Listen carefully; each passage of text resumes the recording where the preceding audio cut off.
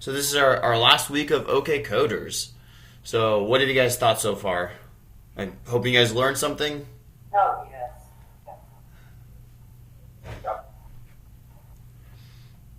How about we go over our homework first? How many of you guys got it done by chance? Got half of it done. Half? Okay. I couldn't get it to work. Why not? So I got its console log, but I could not get it to work. I don't know why I couldn't get it to work. And I worked on it for a really long time. Okay. But I couldn't get it to work. Well, let's go over it together then. So here, I'll share my screen here. I don't know if I said that. Okay. First thing I'm going to do is just copy the code that we wrote from last week. So that way everything is pristine here.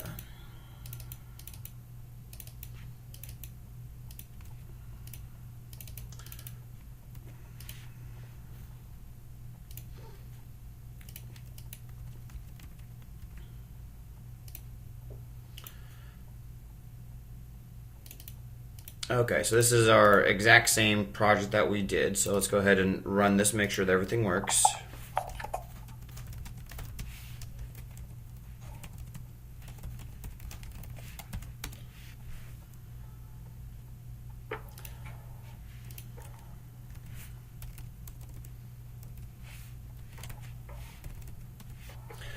Okay, so we have stuff in here. It's exciting. And we can kill it. Okay, awesome. So far so good.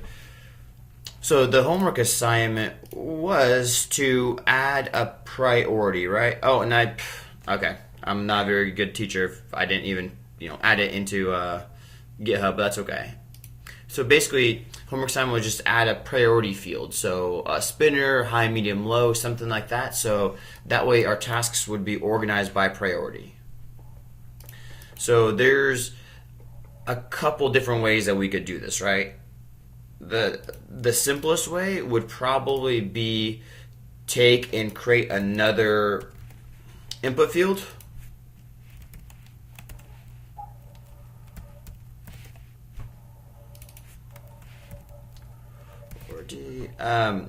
And take this and basically, if we do this, this isn't really great because you can put text in here. It's not really specific to what the type is, but we can always go ahead and add a type of number in here, and that will make it a number spinner, right? So we can set minimums to it, maximums. I'm not really worried about that because that doesn't really matter to the code, right? So we can add a task. And now what we need to do is when this task is sent to our backend, so if we look at our network tab, we see the post request right now. All we're sending to the backend is the name. Well, we want to send this priority field with it. So let's go into that. So our class is called task priority. So whenever we're adding a task here, we're only sending or passing name to add task. So let's see where add task is called. So add task button, okay. So here we're checking the name of it, and if there's no name returning, awesome. So we're gonna basically just copy this.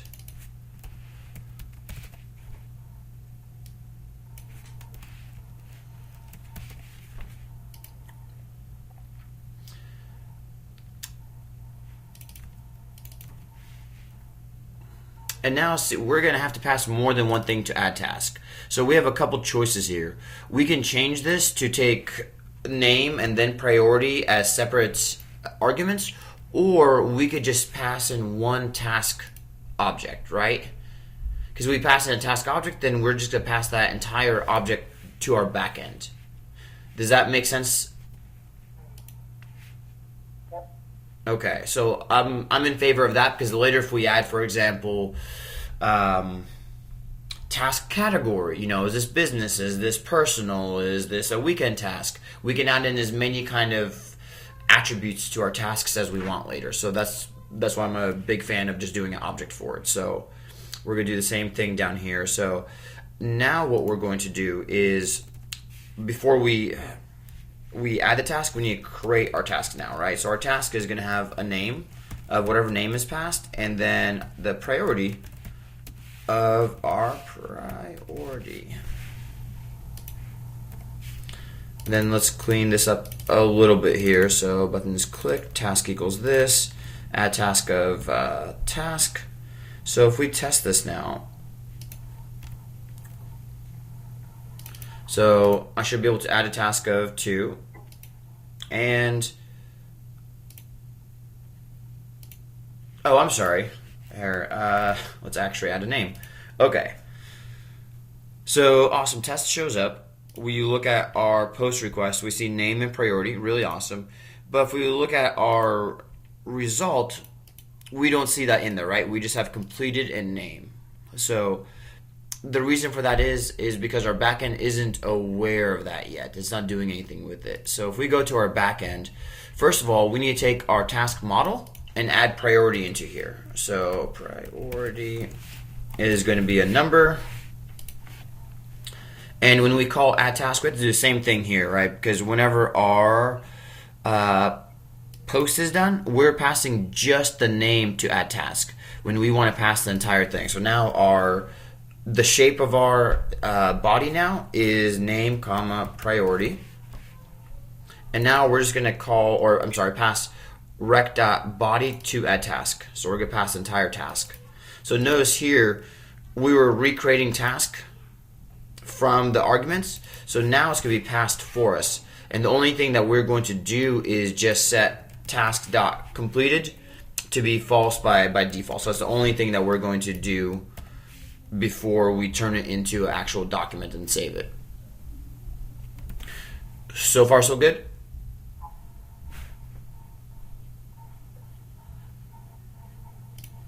You guys are really quiet. You guys have any questions so far?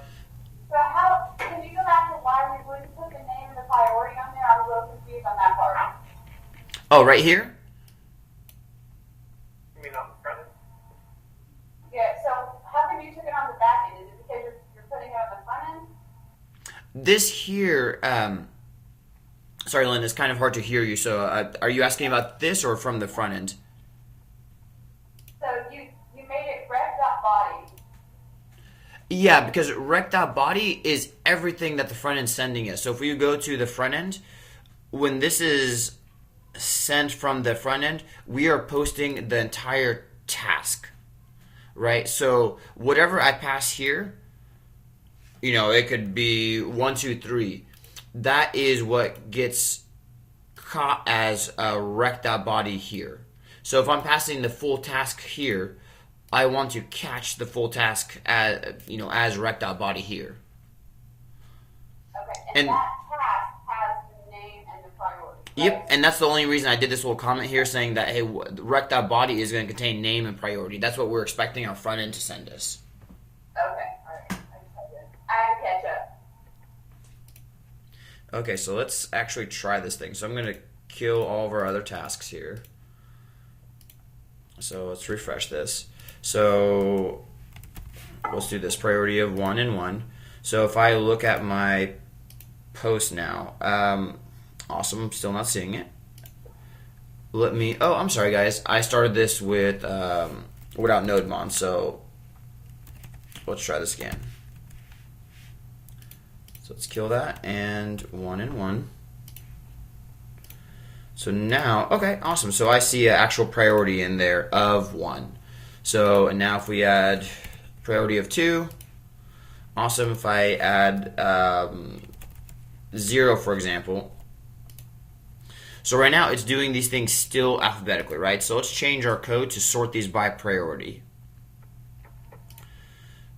So that's done on our get tasks, right? So we have our task model. We're finding all the documents. We're sorting by completed and then by name. But instead of by name, I want to sort by priority.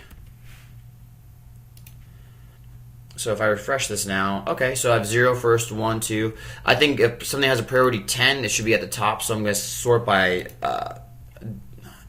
descending order. So now, so 1, 2. So if I add 10 here.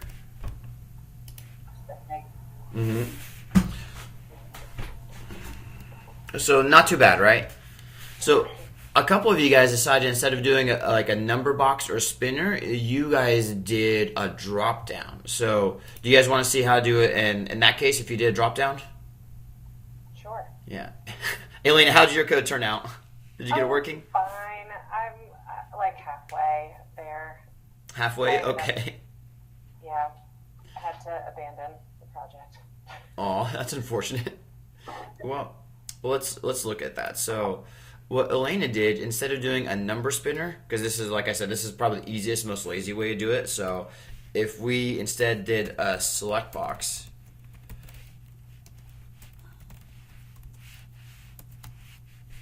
I'll just do the same class here. And we have a couple options. I'm going to do value here 0. I'm going to say that this is low.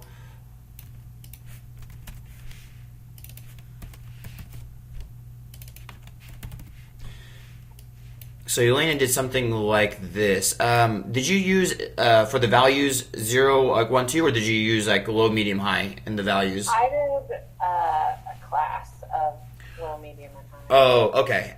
I think that's where your misstep was. Gotcha. So if we start with this here and we refresh, we basically want to add a task and we can just set it low, medium, high, right? So we can do this a couple different ways. The way that I'm going to do it, because it makes sense for me, is treating these low, medium, highs as just numbers. They'll get mapped to a 0, 1, 2 on the back end, and that's how our tasks will be sorted. So if we do something like this, then here, whenever we get the task, so our priority, let's actually see what this does, because if I call .val, our select box doesn't actually have a value because it's not an input field, right? So if I actually run this, oh, that's actually surprising. It gives me a value. Okay, disregard. We can totally do it this way then. So that makes it actually really, really easy. So if we do something, here's a high task. I add this. It's going to show up because, well, high is defined as 2, right? So 10 and 2 would be above it. But here's medium. This will go in the middle, and then the low should go to the bottom, right? So, and we can do things like right next to these tasks. We could, if we wanted to, say what the priority is. So if we actually clear out, so let's clear out these here, 1, 0. If we just have these tasks here and get food is medium priority. Sleep is going to be high priority, and homework will be low priority. It would be great if we can see the priority next to these somewhere. So one way that we could do this, and guys, this is just this is me gold plating now, just to give you guys an idea. This isn't part of the homework, so don't feel like you missed something. If we wanted to do that, we could easily, when we're displaying our tasks, create one more span. Well, let's see what our structure looks like first of all. So okay, we have li, we have a span for the name and then the actual our delete button, right? So I could do another span that says priority. So let's actually do something like that. So I'm actually going to do this before name. So if I say that this is my priority, and my priority is actually going to be my priority name plus, I'm just going to do a hyphen in here, and we're going to append priority to our li. Then we should be able to see what these awesome numeric priorities are. So, oh, I'm sorry. Yep. Here, let's do like this. So this should have been task.priority, not priority.name. Okay, so that's almost useful, right? It would be great if we could get the actual low, medium, high instead of the numbers. So one thing I could do is create another little helper function that says get priority label. So if I do something like this, then I could easily do just a case on priority oops, I'm sorry. I need more coffee. A switch on priority, and if it's 0, I'm gonna return low. If it's 1, it's gonna return here high, medium, low.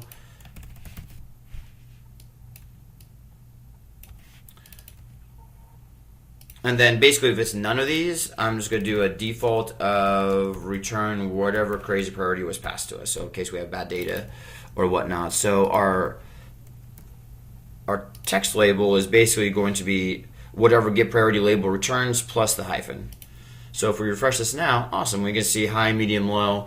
And then obviously we could style this with, with CSS or with a style here of color gray, do something like this. So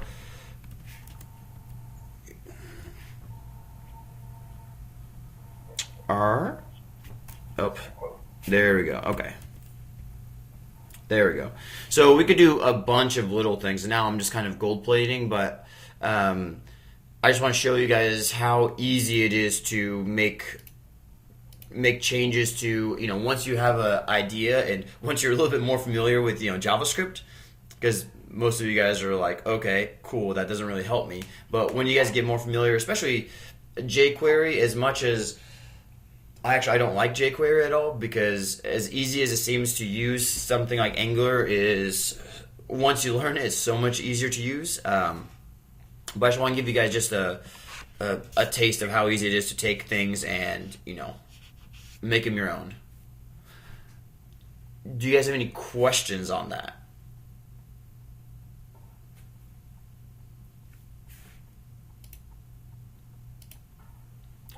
No? Okay. Wow. One thing that I'd like to know is how would you migrate it? Okay, so explain what you mean migrated. Well, to get it out there on the web, our project. You said that there's a way we could do that because we've learned the front end and the back end, and we have a server tied to it. Mm-hmm. Let me look that up really quick. I cannot think of what the service is called. I think it's on the side. Heroku. There we go. So we can use Heroku. So we can publish this directly to Heroku. Sure, that's probably let's do that. So here. Don't want you to get off track today. But Yeah, I just added that, Cheryl, to my list, so we'll cover that toward the end of class, but I'll show you guys that Heroku is a free service just like MLab that lets you host applications. So, and we can basically push our code to Heroku. I don't know if I have installed here, but, here, I'll just show you guys really quick, and then we'll just, our application toward the end of class, because we're going to do something really fun today. We'll all push that to Heroku, so I think that'll be really fun. But let me just show you guys this. And this is me not using Heroku in probably like a year or something, so we'll see how this goes. So we go to Heroku.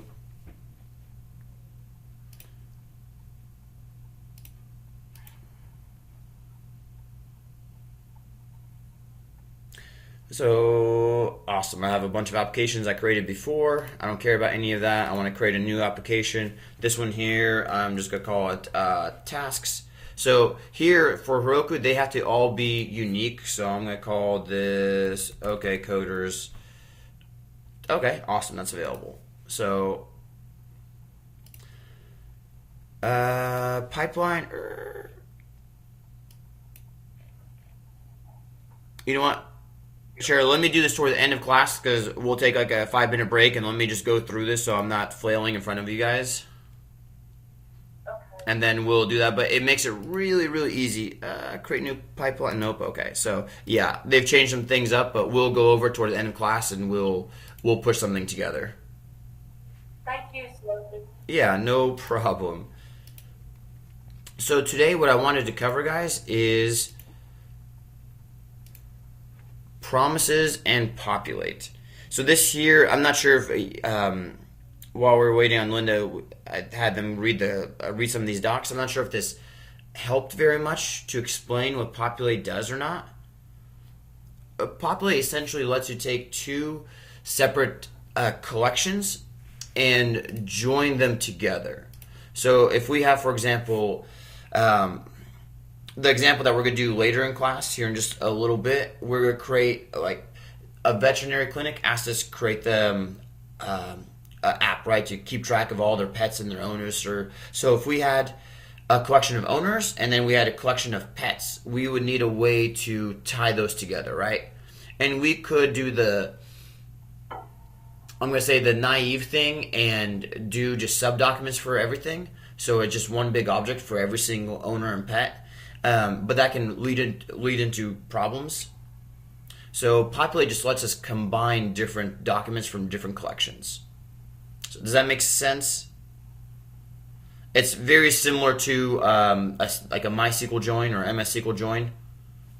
So here it's hard to explain, but it's pretty easy to demo. So here I will just dive right into it and show you guys here.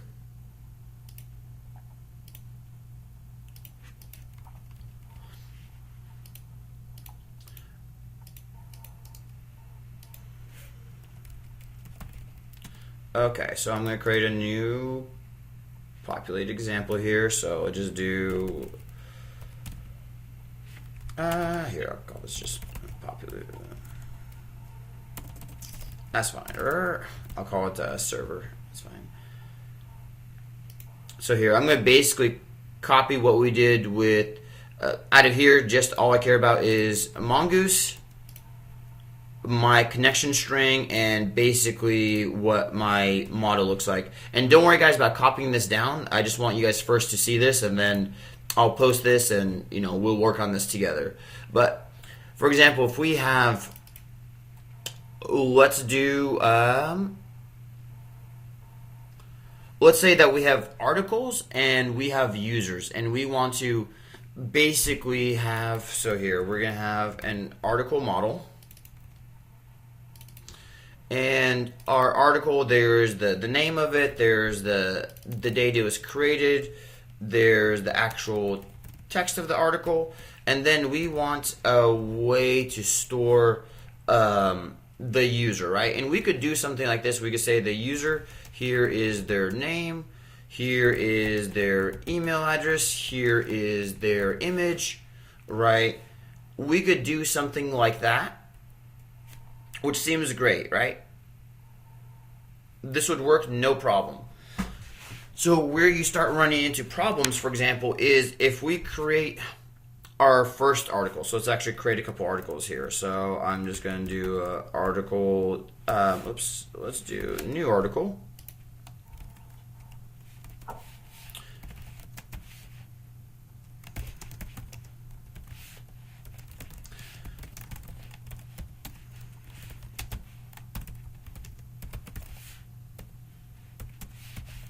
So here is going to be here the username is going to be Sergi, email is going to be Sergi at 360labs.io, image will be whatever. So this isn't a big deal, right? Because I can go ahead and save this, and then I'm going to have another article. So my second post. Same thing, no big deal. So here, I'm going to run this actually, and this will fail because I don't have, notice I don't have any node modules in here, so I know I don't have Mongoose installed, so I'm going to do an npm init -y, which is just create a package.json for me, and then I'm going to do an npm install --save of Mongoose. So when you guys download this, you guys can just do an npm install in this directory, and it'll set everything up. So if I do a nodemon of server.js here, it's not going to console.log anything out. It's going to look like it hung, but that's okay. So I'm going to control C that. And let's open up our RoboMongo. Open up MLab. And now I should have, yay, articles. And I should have 2 articles in here. So I love like live demos that actually work. So we see here that we have our user and we have this stuff here.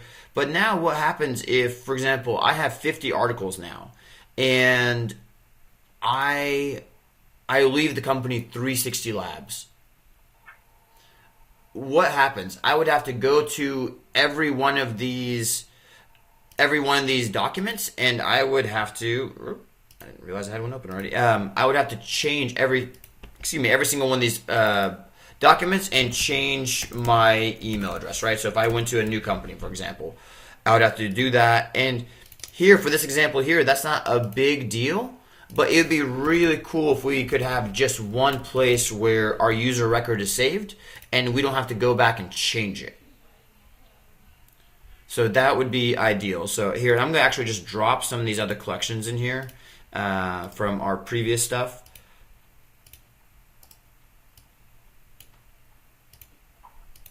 Are you guys with me so far? So one thing that we can do with Mongoose is we can have as many models as we want, right? Right here we have so far just one model, and this is running with, okay, good. We're going to create one more model called user. So here, if I have user now, that didn't work at all.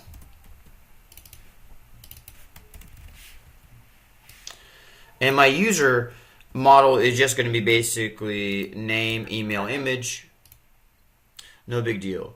So I could have this user here point to each one of these. So let's see what this looks like just individually right now. So if I did this without Populate, let me show you what this looks like. So let me do this as this is going to be Mongoose dot schema types. So this thing here, this is the only part that's kind of a mess in here because this is schema types. The object ID, I think. Seth, is that correct or is it something else? Yeah, I think that's right. Cool. Let me. Fortunately. This is something that you basically always cut and paste. So let me pull this from another project I have. Like object ID, ref, whatever. Yeah.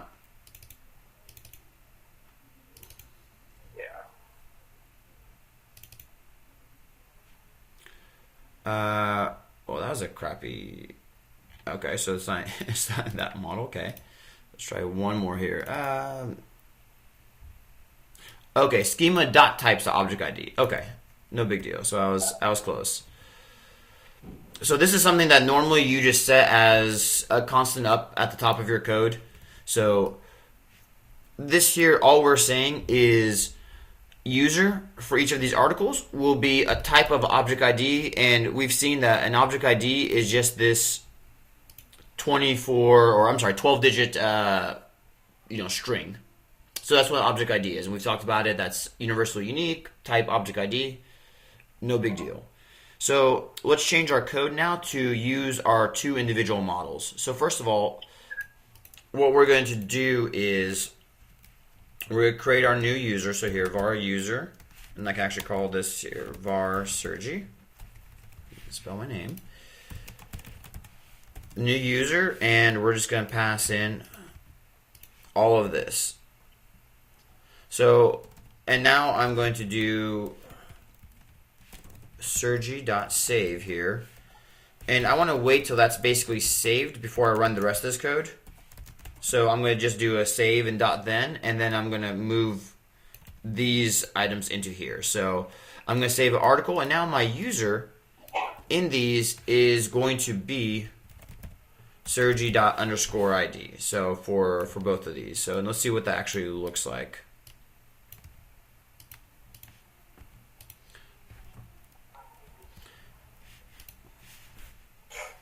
Oh, and actually, let me just go ahead and dump this articles collection in here just so we don't have bad data in there.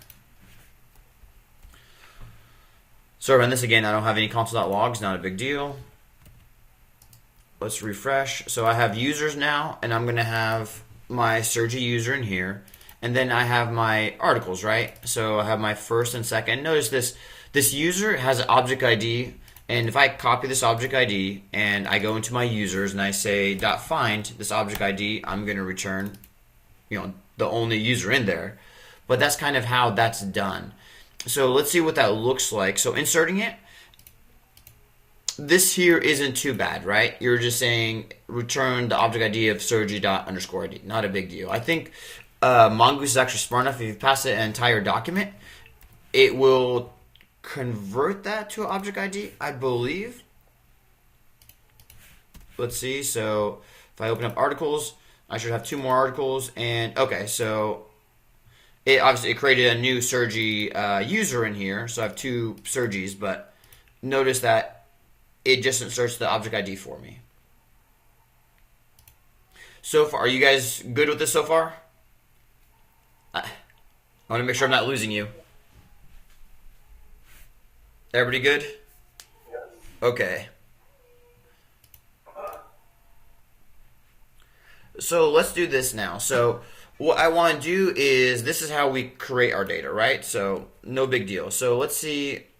I should actually, here, let's be good developers instead of commenting stuff out. I'm just going to wrap this in a function called create data.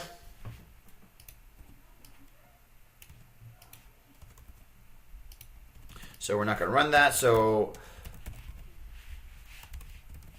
we're going to create another function here called display data. So what I want to do here is just get all my articles and display them. So I can just do return article.find. I'm going to find all my articles. I want to execute, and then I have all my articles. And I'm just going to do here just a console.dir of articles. Yeah, that's fine. Console.dir, that'll be fine. So here, if we call display, What is console.dir?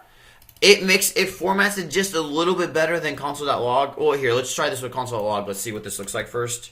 We just saw it. So this is what console.log looks like.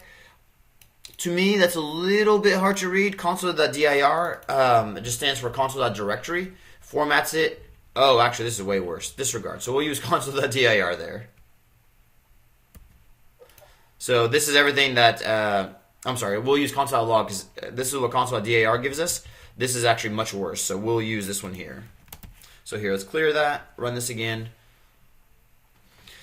So notice here, we have all of our articles, right? We have a duplicate for our first, second post, but that's okay. But our users, they're just the object IDs. So what we would have to do, and this is where it gets a little bit ugly, we would have to, for each of these articles, we would have to loop through and find the associated user and assign it. So we can basically do a promise.all here. So I'm going to say, hey, promise.all of articles.map each article. And I'm going to say return user.find by ID of article.user dot then. So here's my user. I'm going to say article.user equals user. Finally, when this promise.all here is done, I'm going to say then. I don't really care about the value there because it's just going to be my same articles I passed into my .map, and I'm just going to console.log out my articles. So this here looks really convoluted because this is not the way we're going to do it, but I'm going to show you what this looks like here. So Nailed it. yes, I did. Return. I'm sorry. Here.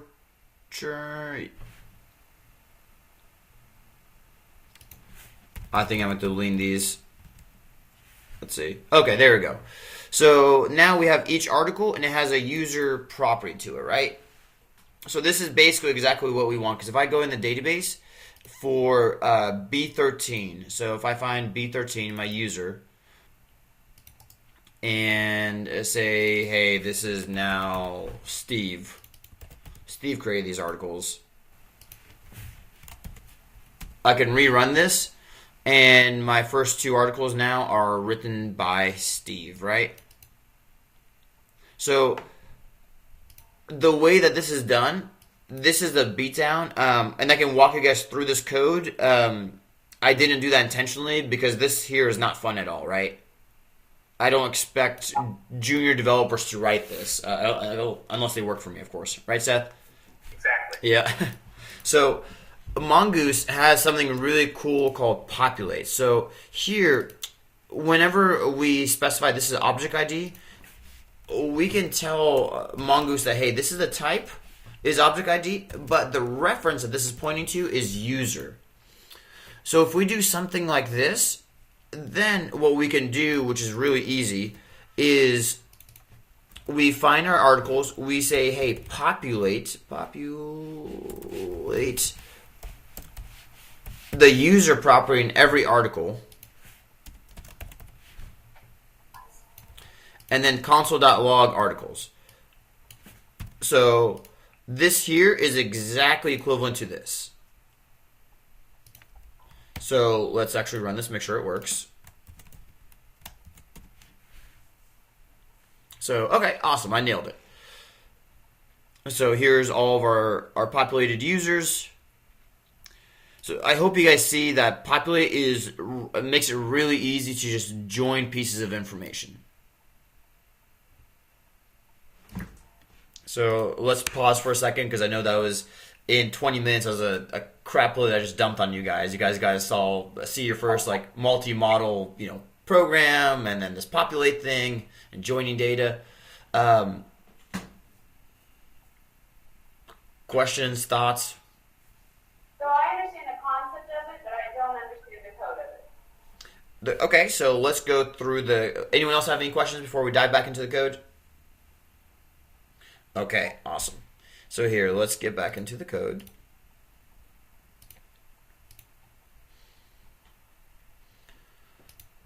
So all we're doing is setting up one model that essentially has a pointer. These references, type object ID has a reference. This points to another model. That's all we're doing. So we're saying that article has a reference to user. Article.user points to my actual user model. And this is why keeping these things capital, because whatever you put in here, the string, this has to be your model name. That has to match this. So those two things have to match. So that's why consistency between your models always being capital and your model name always being capital makes it super easy to not screw that up. And then whenever you want to use whatever is populated, or I'm sorry, you want to populate whatever was actually referenced, you just call article.find.populate. And this Mongoose, whenever you do this, it will do all of this craziness for you.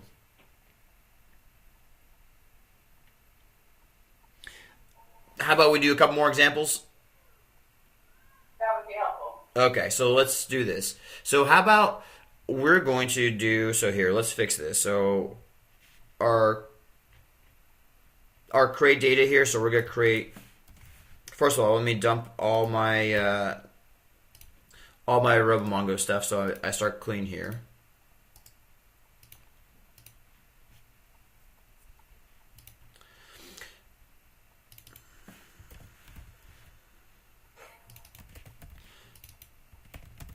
Does the object ID, does that refer to the entire database? Sorry, repeat that? No, you could just say it again. You didn't hear it. Yeah, sorry. Does the object ID refer to the entire database? No, the object._ID only refers to whatever document you're dealing with. So that case would be articles. That's that record, yeah. Okay, gotcha. So here I'm going to have Steve, Sergi, and then we'll have Katie. Okay.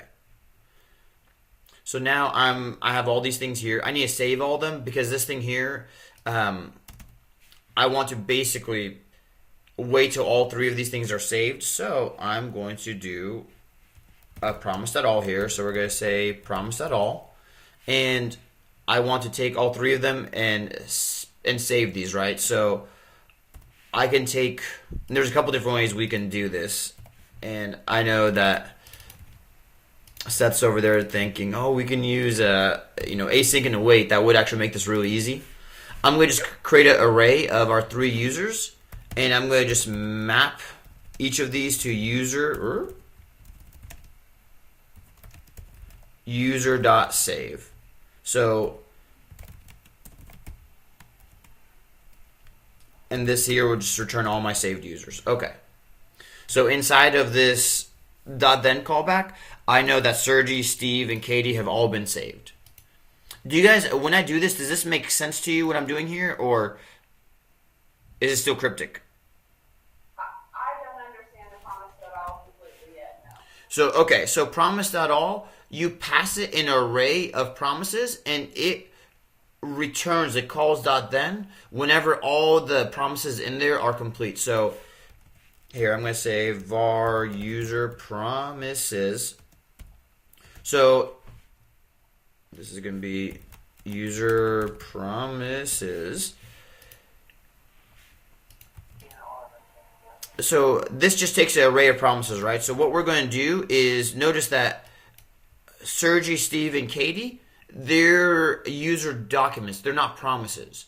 But if we map this array of 3 items and we map this to user.save, user.save returns a promise for us. So our array here of user promises will be 3 promises. So in promise.all just says, hey, wait till all 3 of these promises resolve before continuing. Okay. It's actually really simple. I don't know why. Is the .then like the callback? It is. Yep. It is the callback. It really is. So that's the resolve callback. Okay, that's what I thought. Okay, I want to make sure. So once all of our users are saved, let's go ahead and create our actual article. So I'm going to go in here and so here. Now I'm going to do the kind of the same thing I did with my users. I should have actually made this a little bit more simple because I can say var users equals my array of users, and this is going to be users.map. So I'll do it like this. I'm not sure if this helps or not. Just here's my array of users, and then I'm going to take my array of users and map them to an array of user promises. So I'm going to kind of do the same thing for my articles. So I'm going to just say var articles is just going to be an empty array, and I'm going to say articles dot push. We're going to push a new article here. Then we're going to do the same thing, push another one. So here, this is just going to be, I can still use Sergi, Steve, Katie. I can use all those. That's totally fine. So here's Sergi, here's Steve.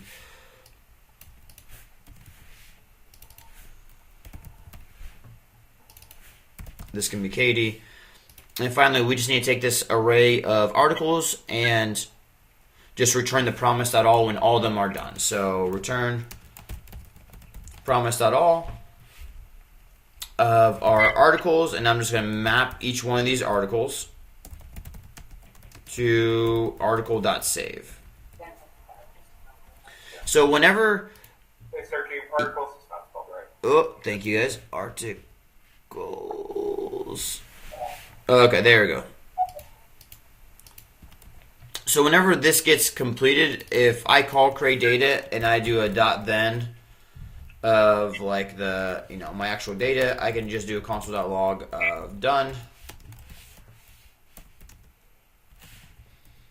And whatever I actually created. So this will actually here return the articles it created, because that's the very last.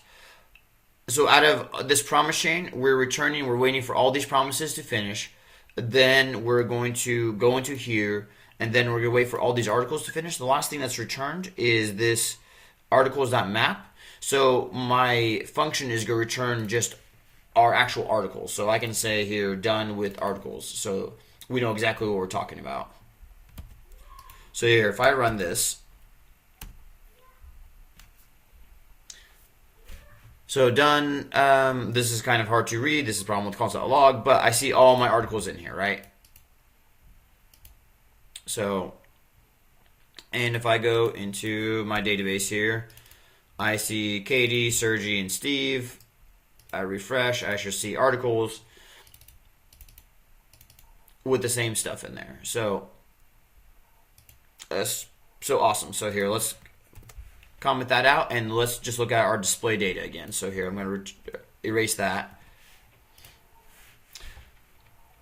So I see here my user is populated. It's kind of the same thing that we did before.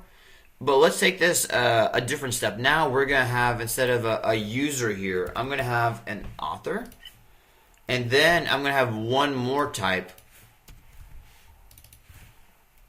of the reviewer. So I have two different users per article now. So both of them are obviously a user. So what we can do now, in this case, is when we're creating our articles, here I can have this being...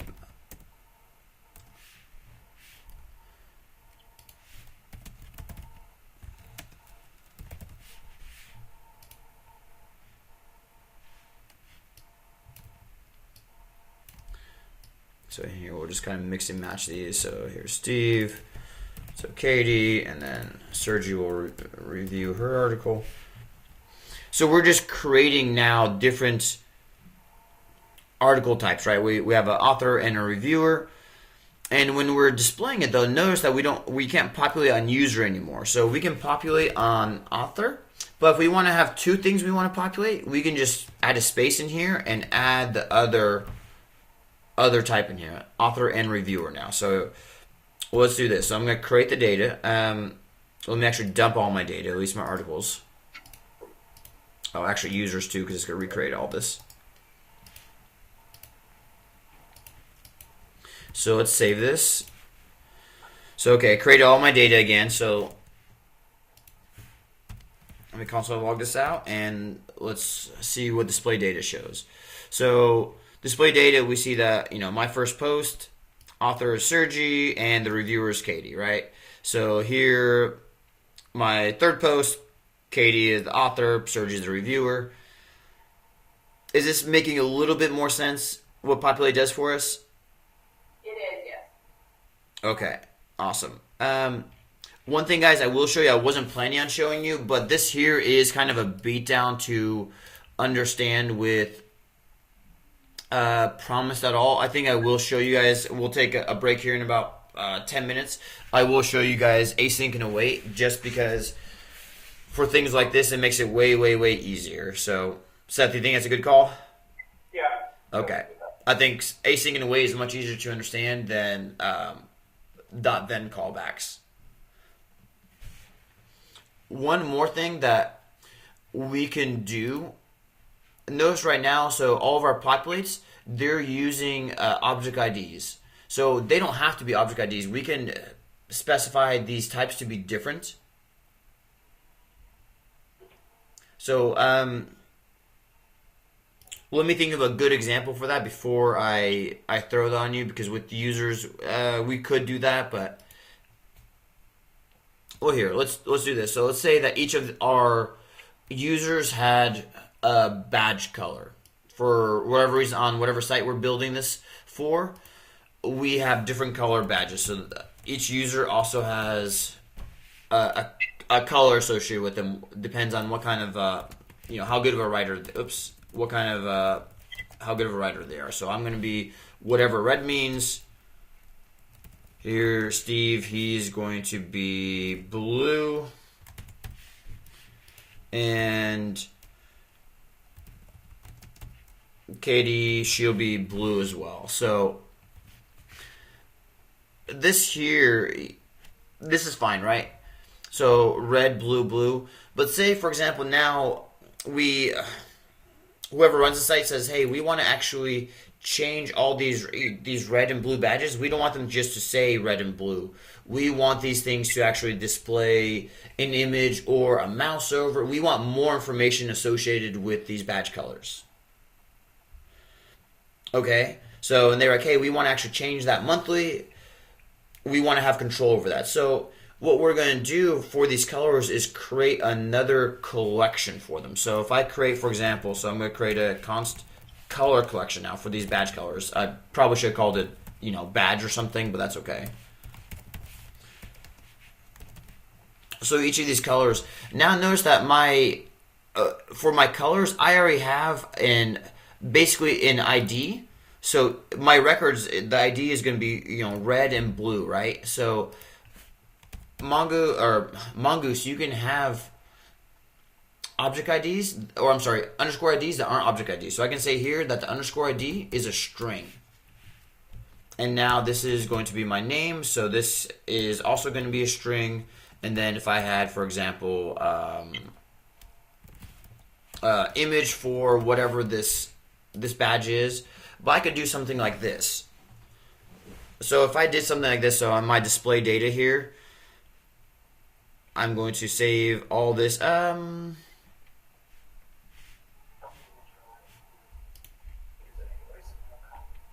So here, let's go ahead and just do this. So for my my two badges here. So our colors. My first one is just going to be a new color here, and let me actually go ahead and put these on separate lines so it's just easier to read. So this one here is going to be red. Oops.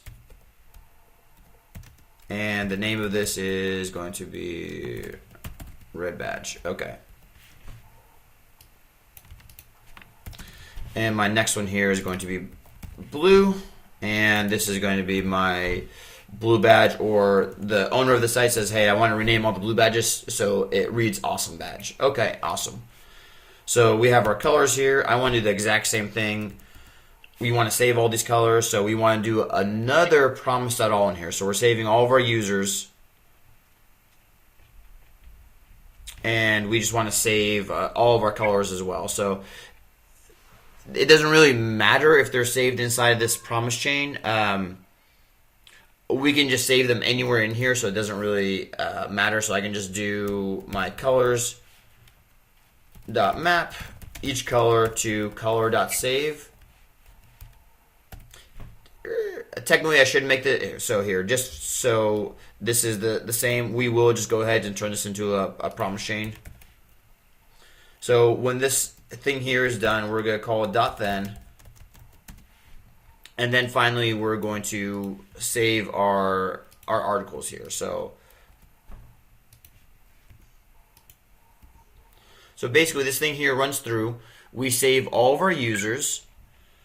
We create our articles. We save all of our colors, and then we save our created articles. And let me actually reformat this a little bit here. So this example has gotten a little bit out of hand, and this is almost intentional because this is going to work great for async and await. But so let's save this. Oh, one more thing that we can do instead of calling display data here is after our data is created, I can always just call display data right here. So let's see what this looks like here. So I'll just drop my collections here for.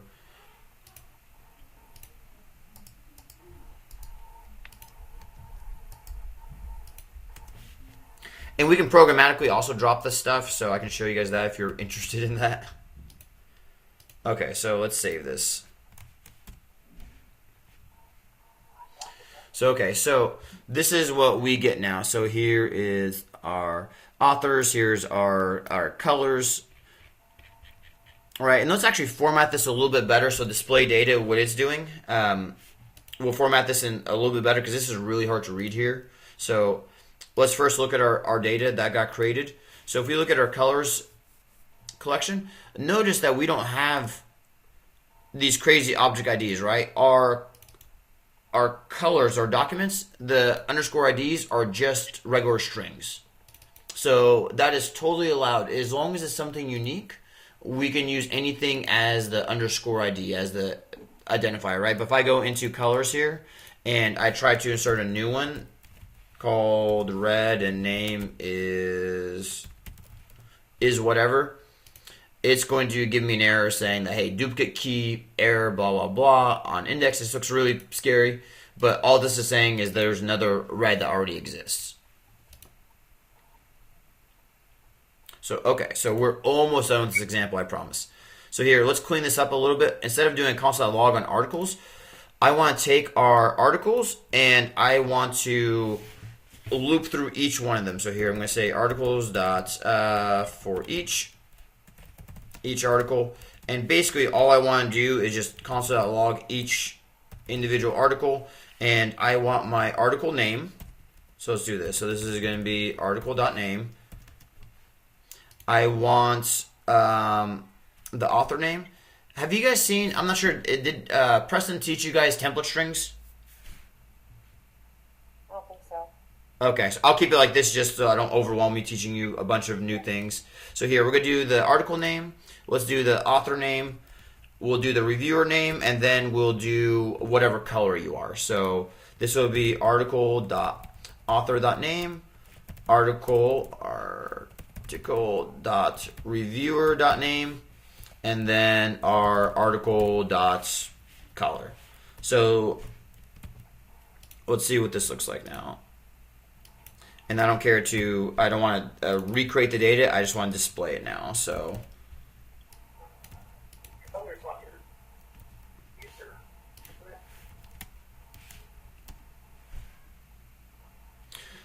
okay, so it's better. So my first post, Sergi, Katie, undefined. Awesome. So I'm not sure why that's undefined. Let's look at this. It's not on the I'm going to remove reviewer from here because I don't think it's actually.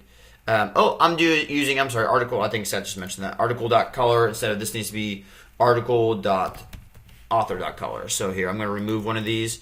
And instead of the %J's that wrap this in the string, I'm going to just use %S that just dumps out the actual string. So, and here, I'm going to do something like this. So just put this in parentheses. So this should look better. So my first, post is Sergi. He's a red badge. Second post is Sergi, red, and then Katie has a blue badge. So awesome. That looks much easier to read, right, than the mess we had before. So now let's say that I want to get whatever this color name is from this property. We have to go ahead and just populate color as well for each of these articles. So this here it's inside of author that we want to populate this, so this becomes a little bit different.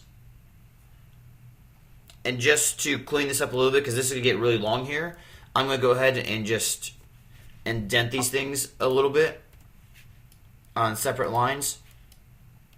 So we have our .find, we have our .populate, we have our execute, and then our .then. So far, so good?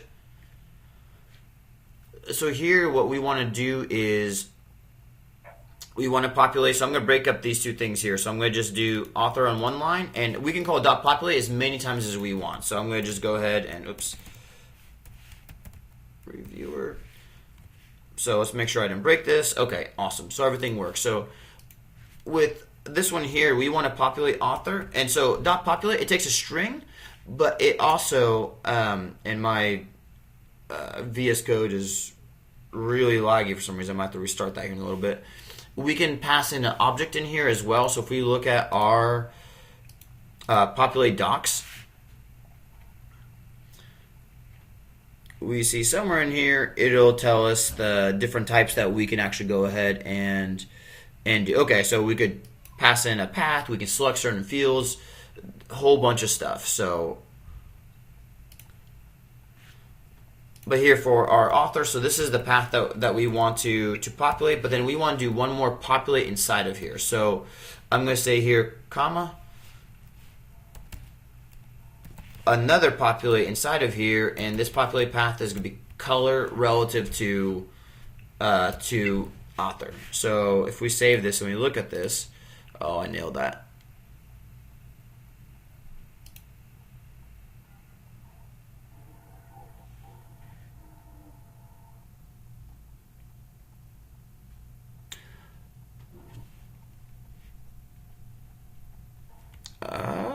Let's look at that.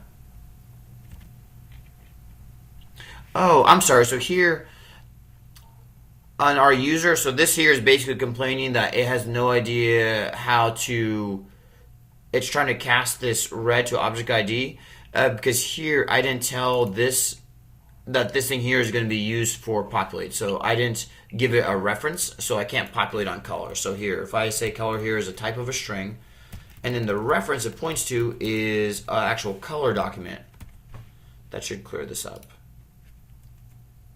Okay, I love it. So here now, if I run this, I see here's my first post, Sergi, and then here is my actual color document. So the only thing I care about is going to be color.name. So if I go here, this is article.author.color.name.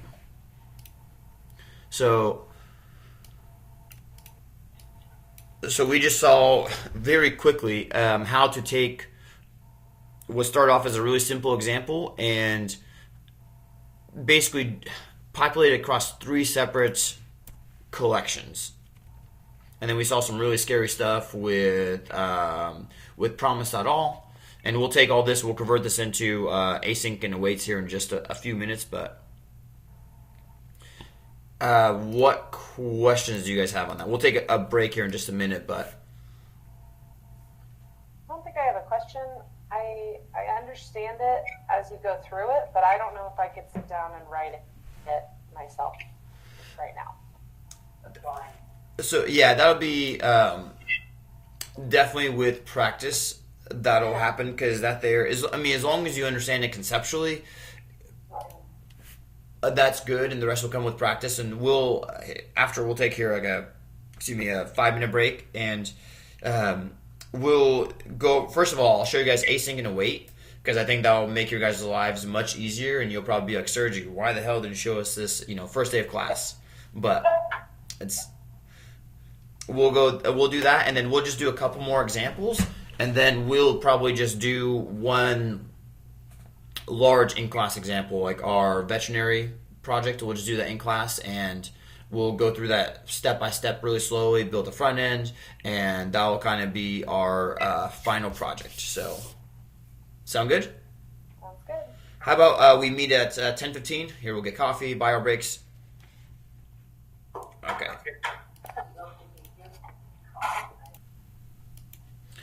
Okay, let's continue this now. So let's jump in. So we're going to take a pause from Populate, and I want to show you guys async and await.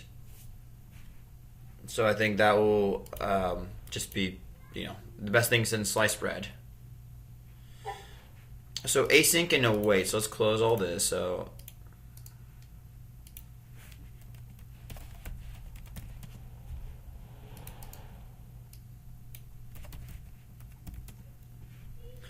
same thing. I will basically copy what we did.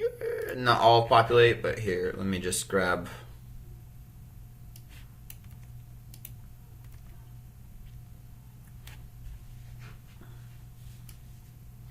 That's fine. We'll grab kind of the same structure here.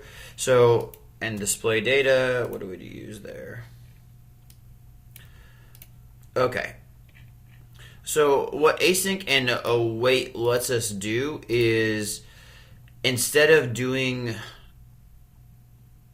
having to return, so for example in here we have all this craziness, right? We have a dot then, we're inside of here, then we have another dot then, we're inside of here, and then finally we return out.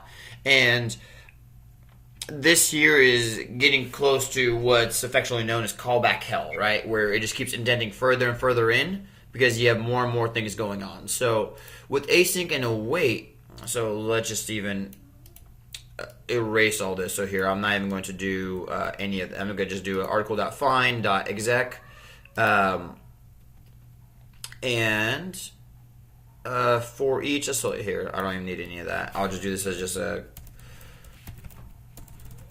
console.log on articles.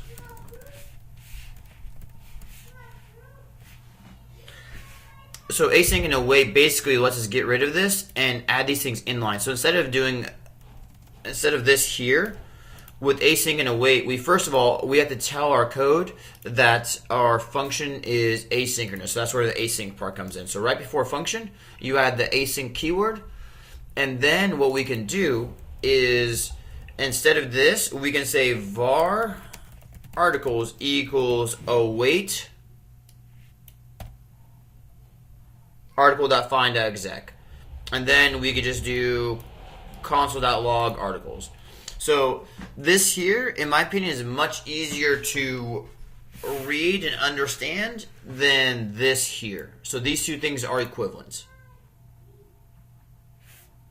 So in the backend, whenever Node compiles this code, it actually sees this await and creates this .then block around for us. That's exactly what's doing in the backend. So basically the code ends up being exactly like this, but this here is just really easy to read and understand. And let's actually run this, make sure it works. That way, you know, I'm not misleading you guys. So async and await, again, npm init -y, npm install -- mongoose.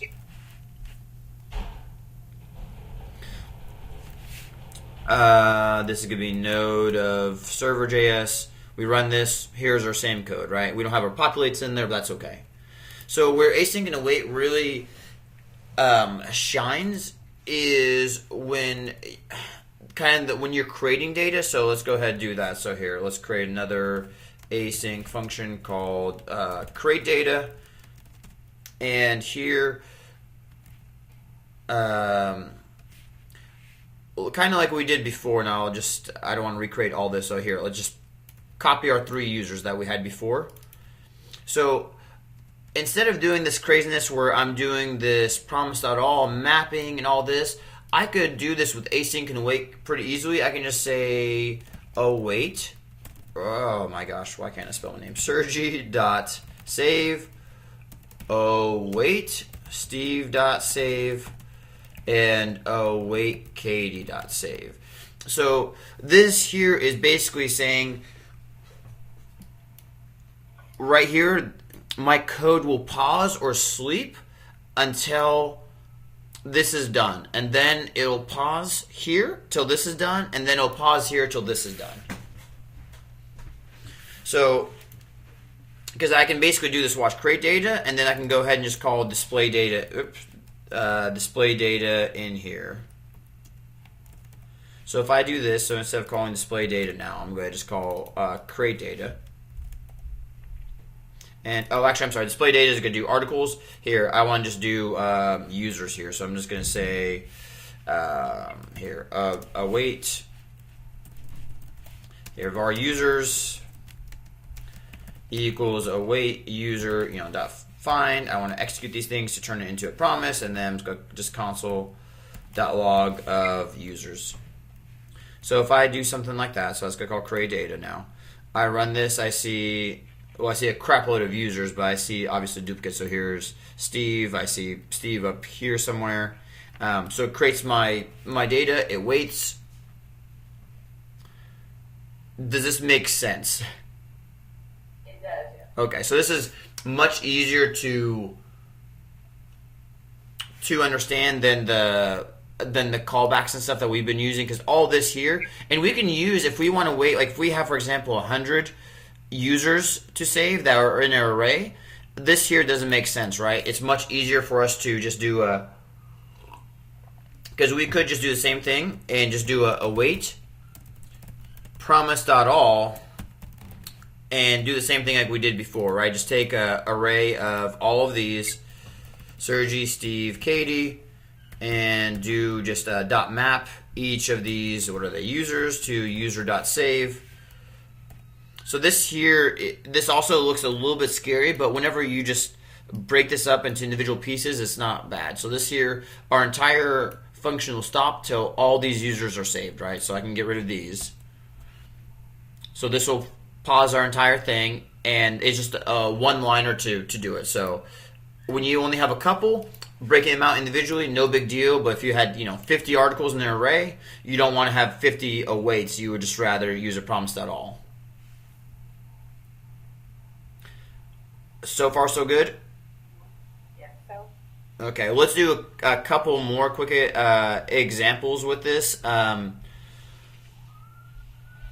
I mean, really, if we're... So here, let's go ahead and just do... So we're not running into the same data that we were using before. Because post not, confusing it all from article, right? So here... we're going to do create data. Well, really, guys, this is that's fine. We'll just do one more example here. So our post is going to be new post of our name my first post. That's fine. And I'm just going to await post.save, and then I can basically do the exact same thing I did before. So I can say var post is going to be await post.find and console.log posts. So just a way of making this very synchronous. And so when I say synchronous, you guys understand I'm talking about just all in one line, right? So if I run this, I'm going to see my first post, and there it is. So the equivalent without async and await of this, just so you guys can see, just to make sure that we're all on the same page, is going to be, instead of await here, this is going to be return post.save.then. This is the actual post. This stuff goes inside of it. So instead of var post, this is just going to be return post.exec.then.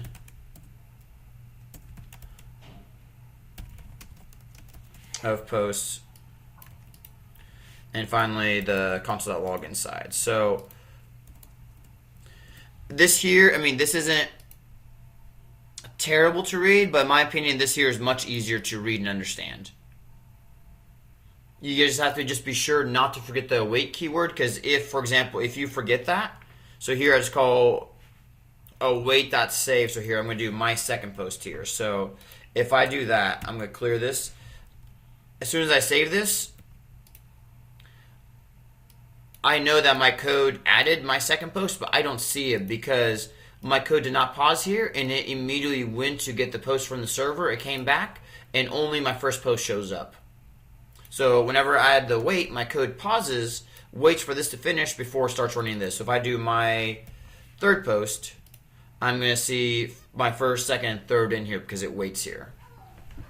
Does that make sense? Do you guys have any questions on async and await?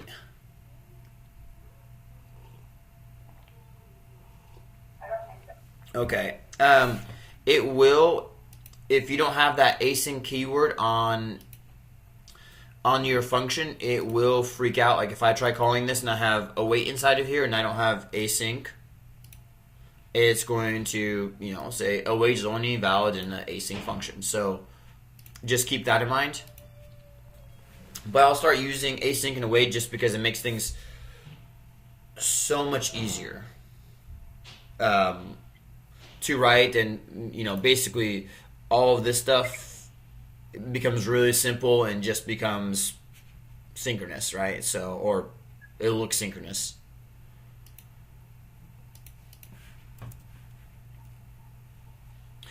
Do you guys want to see any more examples of async or await, or do you guys want to dive back into Populate, or what do you? So this is our last class for our backend. So I want to say probably the last hour to go over Heroku and how to add stuff, or how to post it.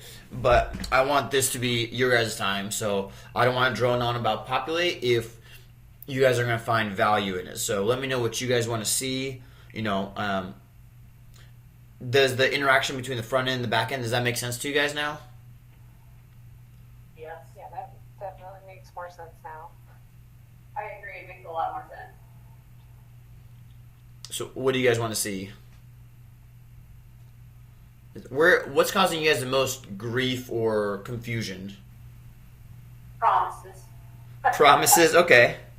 For me, I don't know if anybody else, but And for me, it's getting the front end set up right now. I feel like I know what I want to do. It's just actually getting it done. Yeah, I agree with Linda. Getting the front end set up, or just getting the whole thing set up? like routes and stuff. Some of the routes and just, I think, getting the front end set up. Like even getting the list set up, it was knowing what to get done. Then we get to class and we maybe do it in a very different way than, I don't know how to describe it. A code. It's like I know what I want to get done, but I'm struggling to be able to get it done in code. Yeah, I think I kind of am on the same page. If I write a step in my mind, I just don't know how to execute it, even though it all makes sense as a concept. Just the individual pieces, I'm not clear on. You do this first and you do this second, and Yeah, a lot of that, unfortunately, is going to just come with practice. Seth is going to be a really good resource there because he's still on that line between a junior developer and like an intermediate developer. So I think he struggles with that too sometimes, and it's just I think he'll agree that just practice, practice, practice. Yeah, for sure. Yeah. Could you show us like how to put it in debug? How to put it where? How to put it in debug? Is there a way you can put a program in debug? Yes. So we can. Node has a built-in debugger. Let me see. I seldom use it, so let me Google this really quick. Node debugging is really, really awesome. Inspect. There we go. So whenever we have a program, we can go ahead and. So, for example, this program here, we have a bug, right? We want to see what's inside of post before we save it. So, whenever we're running it, what we can do is, so instead of, we can use node mod, I'll just use node here, and you can pass -- inspect. And what this will do is, this will open it in Chrome. Let's try that again. Here. Let's go to Chrome. Let's open up a new icon. Okay, so notice that we have a debugger running, and we have this brand new icon here. So open dedicated DevTools for Node.js. If I click on that, this is my program now, and this is the console.log that it just did right here. So notice I see this inside of my Google Chrome, so it's very interactive for me. And I believe I could, I don't know where this actually stops. So let's go ahead and add a breakpoint. Let me see here really quick. I don't care about those. I care about the, okay, so that doesn't help me. So let's try this. So. I thought there was a break in there. Yeah, I think I don't remember it was, Go back to their docs. I think you might go a little. So if I go to my sources here, this should, okay, here we go. So here's my actual, where's my actual program? This is almost a good example of this.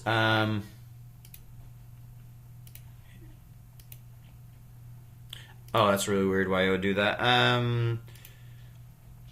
Well, unfortunately, that's what I need to do. I'm sorry. So there is a break. And then there is, okay, inspect dash break. I think that's what it is. Nope. Let's try these separate. Okay, so sorry. Let me Google this really quick. So there is, okay. Well, that's the legacy. Inspect. Oh, BRK. Okay, inspect BRK for break. So why it's not just break, I don't know. But doing this here, so we run this, it takes our program. This is before it's running it, and we can add breakpoints. So I can make a marker right there, and my code will stop right there. So this is my code before it runs. So I can click, or I can even say right here on this, anywhere here, I can go ahead and make a breakpoint, but I'll stop on line 20. So I run that, and notice it stops right here, and I can actually mouse over these things, and I see that this is what post contains. Right, so post is a type of model. I can look in here. This is what a document actually looks like. It's kind of scary because there's all the crap inside of it. So normally you wouldn't mess with that, but we should be able to go into the console here and type post, and I can do post.to, for example, to JSON, and see what it looks like as a regular object. I can go ahead and run, post. I don't have the user. I don't know what I have in here. Post.name. So I can inspect these things piece by piece, right? So same thing here. I can go ahead and add another breakpoint here, so I can continue on, and it'll skip to my next breakpoint.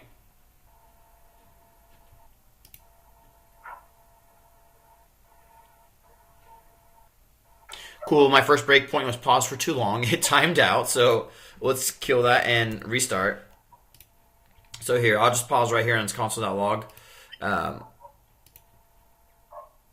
I can run this, and basically it's paused right here inside of my, create data. So I can see, that's really interesting, it times out so quickly, but I should be able to see all my posts here. Yeah, so each of them are a model. I can do things to them. Using the Chrome debug tools, it makes it really, really easy to debug. So I'll add a note for that in our actual class notes for you guys to see. So especially for our simple programs we're doing, it's not a big deal, but sometimes it definitely helps to be able to inspect. Like instead of adding a bunch of console.logs throughout your program, you could just use the node debugger and step through your program piece by piece. And that definitely helps, right? Because you can use a debugger for your backend and for your front end as well. So, what other questions? You were talking about practicing. Do you have any resources that you could share with us for like how to do that without just thinking of a project on our own and trying to struggle through it? Yeah, there is something called Code Wars. Yeah, so if you want to just get practice in coding, there's this awesome site. I think there's a bunch of them. I think Code Wars is the one that let me see if this was, yeah. So Code Wars is really cool because you can just log in through GitHub, and you essentially have these things that they call kata. And you can go through here and you can pick different levels. Like if I wanted to, like I'm just a beginner, I want to pick something. So, okay, so let me see. What is this one? 4-pass transport. It basically gives you a problem, tells you like, hey, here's your input, and this is the output that you need. And so it gives you some stuff here, gives you an example, and you basically write the code to make a test pass. So this example here isn't very good actually, because that looks way too. Oh, I'm sorry guys, I'm doing this in the wrong order. I think here 8 is the easiest. Okay, there we go. Because I'm like, man, that's a really hard problem for a beginner. I was like, holy crap. Okay. Which sum of positive, that sounds easy. So, and you can do this in different languages, right? So here you have an array of numbers, return the sum of all the positive numbers. So if there's nothing to sum, okay, awesome. So you can go through these and basically find different, so I'm doing this in JavaScript, right? So I can go ahead and try to, I can train on this one here, and it shows me, hey, here's the example, and it gives you the function, and you just have to write the code to make these things work, right? So if I did this one here, I want to basically add only the positive numbers up. So the way I would do this is return an array, and I want to filter each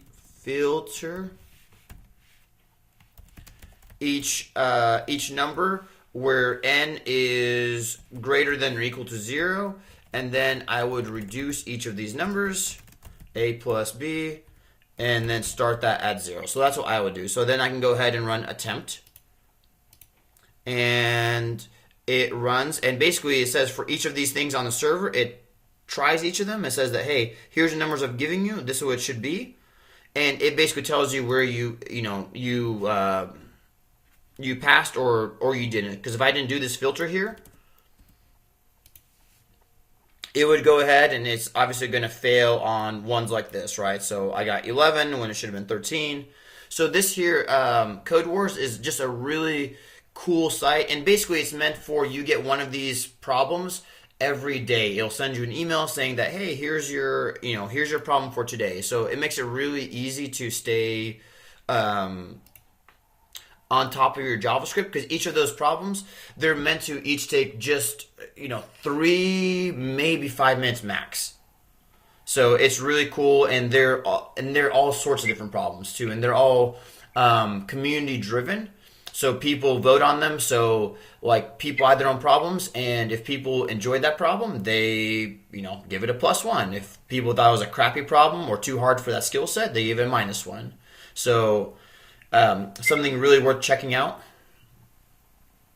Cool. What other questions do you guys have? So I've seen the word, as we've looked at Mongo and things like that, I've seen the word shell a lot. What is that? So Mongo shell is, let me show you.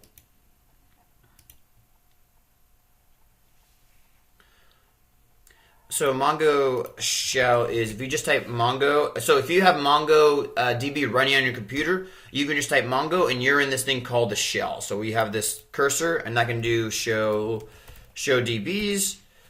These are all my databases. I could do use, for example, here I'll use Skynet, show collections. Then I can do db.users.find. So this just lists all the users or all the documents inside of my users collection. It's basically a text version of what RoboMongo does. So, but one more thing about RoboMongo that's really cool here is, for example, our articles and stuff that we did. So here, if I refresh this,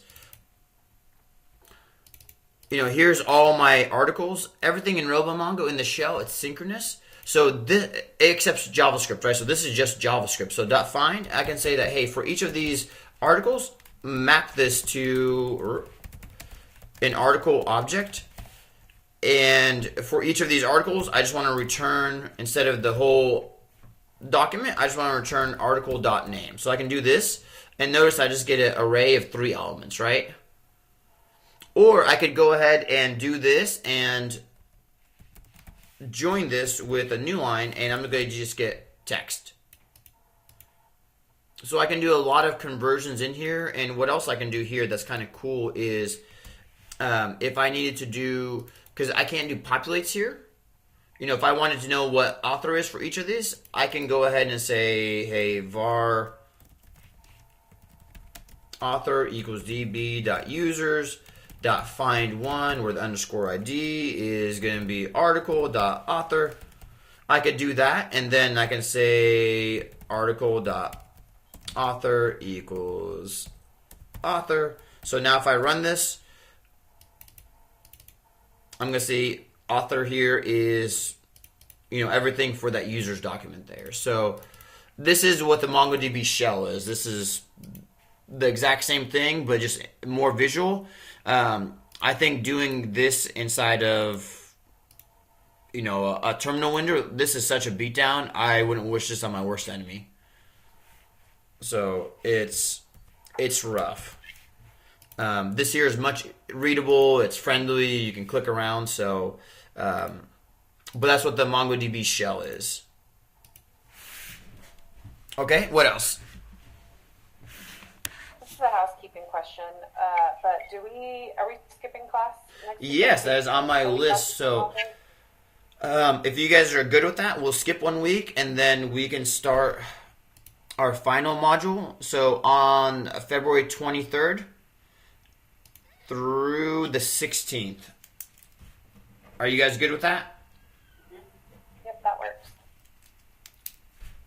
Okay, we'll plan on that. Let me see. I was going to build this whole veterinary project for you guys and do a live example of it. I don't know if you guys want to see that. It'll probably take 2 hours, so I don't want to waste or spend the whole class doing that if it's not going to be beneficial to you guys. It would be. I think it'd be very beneficial. To me, it helps to actually go along. I know it takes more time, but it is helpful for me to Okay. do. Yeah, So- I agree. Let's do that. Okay, so let's define. So let's start presenting again. So And this is great because I'll build this, and then this is the thing I'll push to Heroku, and we'll make this live, and we'll see how it all works. So I'm going to share my entire screen here. So what my goal is I want to create a simple interface where. So let me first of all here classroom async await. Let's go ahead and create a new folder called vet. Sure. So in here I'm going to have a public, right? I'm going to have my index.html. That's fine. We can just recreate our HTML here. So what I want to do is be able to track pets and their owners. So I'm going to have pets as a collection and owners as a collection, right? Because an owner can have multiple pets. So I want to make it, if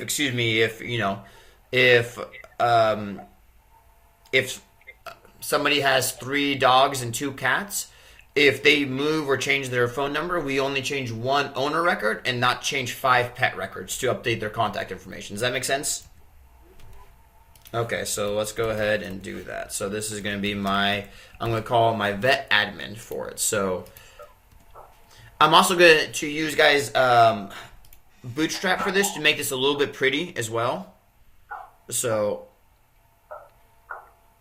let's go ahead and do that. First thing I'm going to do is get my jQuery CDN. And basically I'm going to do this all from scratch, guys, and not use any of the previous code. So here's my CDN, and we're going to get the minified, not the slimmed. So copy link there. This is going to be my script, my source. Close that. And now let's go ahead and do our Bootstrap CDN. You guys have used Bootstrap before, right? Okay, I love it.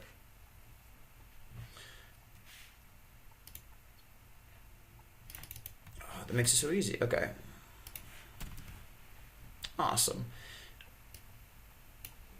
Okay. So here's my front end. Doesn't really have anything. Let's just go ahead and run this and just see what this looks like. So this is going to be my vet. Because I'm going to use vet inside there, I'm actually going to rename this to just vet admin. Oops, I'm sorry. MV vet to vet admin. Okay. Okay, so. Well, that's unfortunate.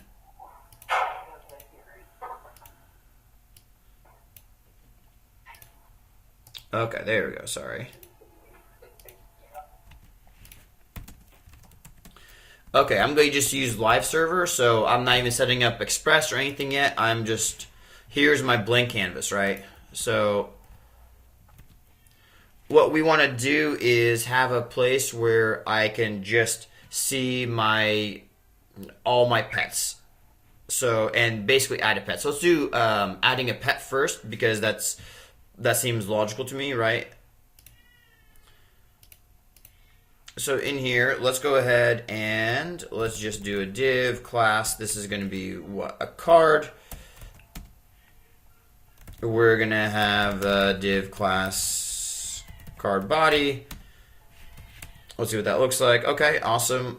One thing I forgot. So we're using Bootstrap. I have to do this as a class container just to give some padding off to the side and everything. So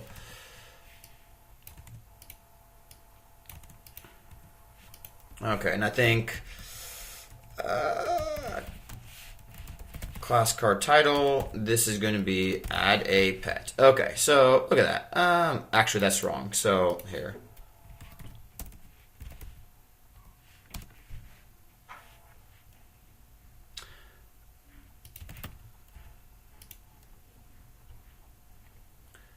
What does my title look like? Oh, inside a card body. Okay, cool.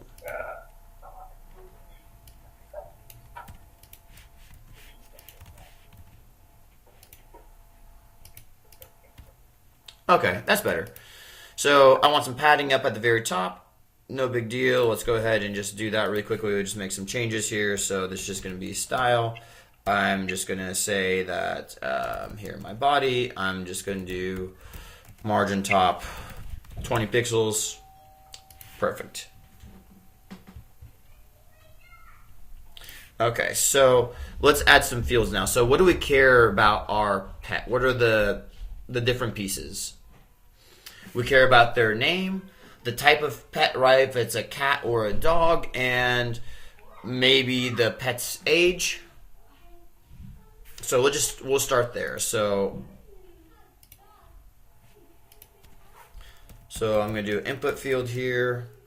And guys, normally if the further you get as a developer, we're building the front end first. The further you get, you'll actually build your back end first and the models, define what your data looks like, and then build the user interface. I'm starting backwards just because I think most junior developers, they would start with this way here. So I hope that makes sense to you guys. Let me know if you want me to start with the back end instead. Or if this is good. No, this makes more Okay. sense to me. That's going to be form control. This is going to have, we'll just do class. This is just going to be pet name.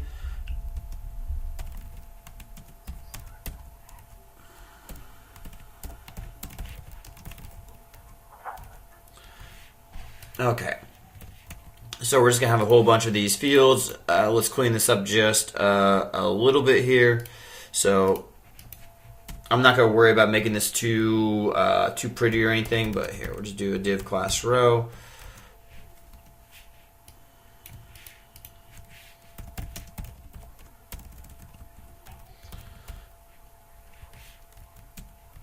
Okay, so that'll be a col4. We'll do one more here.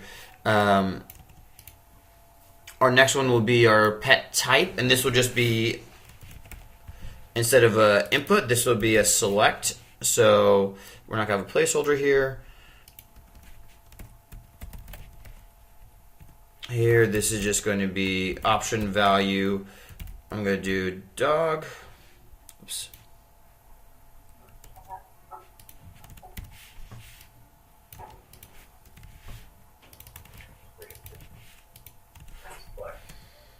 Okay. Oop. Yeah. It has wax select. Yeah, my bad. Okay, very good. Okay, so pet name, the type. Oh, I'm sorry. So I need actually inside of these. It would be really good if I actually have labels. That this is the name.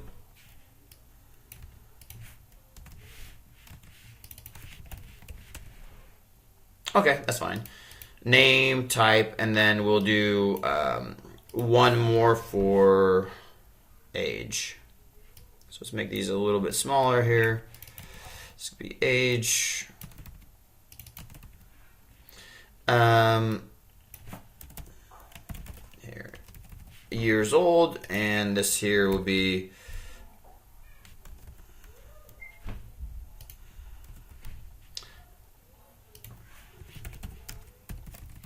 type number.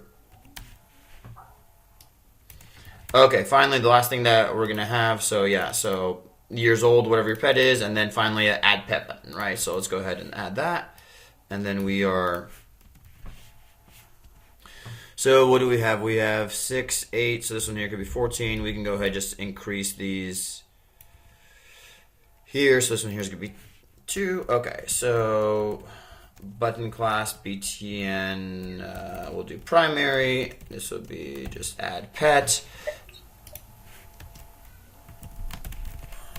So, and we'll just do that with the class, add pet btn. So, okay.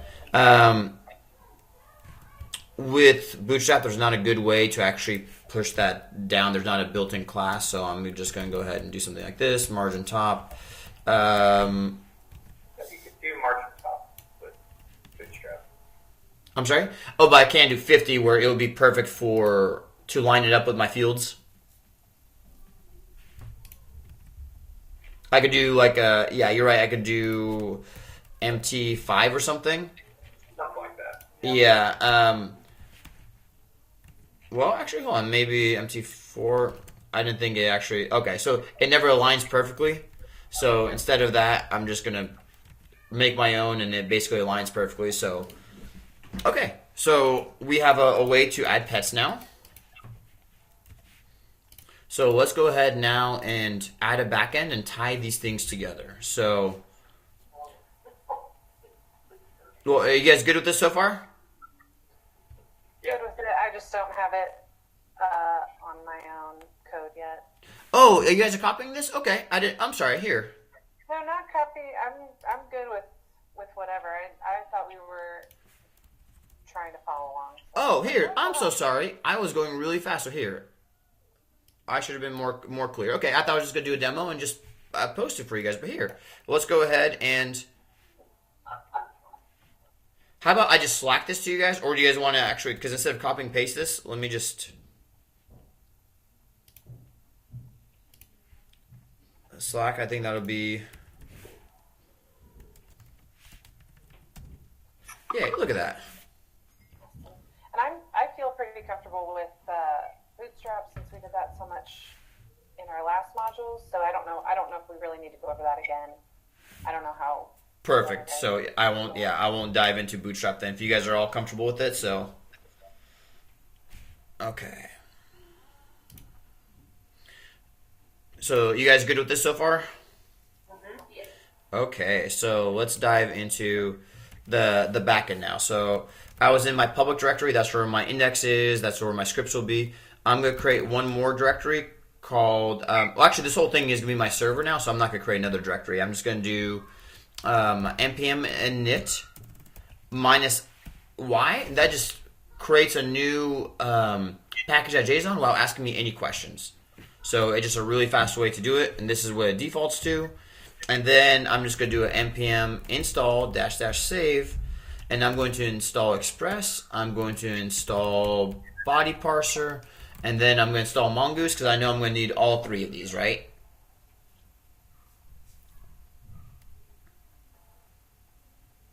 So far, so good? Okay, so let's install all those. And remember, I'm doing this in my vet admin, not inside of my public directory, so just make sure you install them in the right place. So finally here in my vet admin, I have my public. I'm going to go and create one more file here just called server.js. And here we're going to, again, set up Express and everything. Const express equals require. Express. I'm going to just go ahead and set up body parser now. Body parser equals require. Body parser, even though we're not, well, actually, we'll use it here in a second. Const app equals express. We're going to, first of all, set up our express.static. So I'm going to say app.use express.static, and we're going to serve the public directory. And then app.use body parser .json. So let's try that. So finally, we're going to do an app.listen here, and we'll listen on port 3000 again, and we'll just add a console.log the admin listening on, or listening on is fine.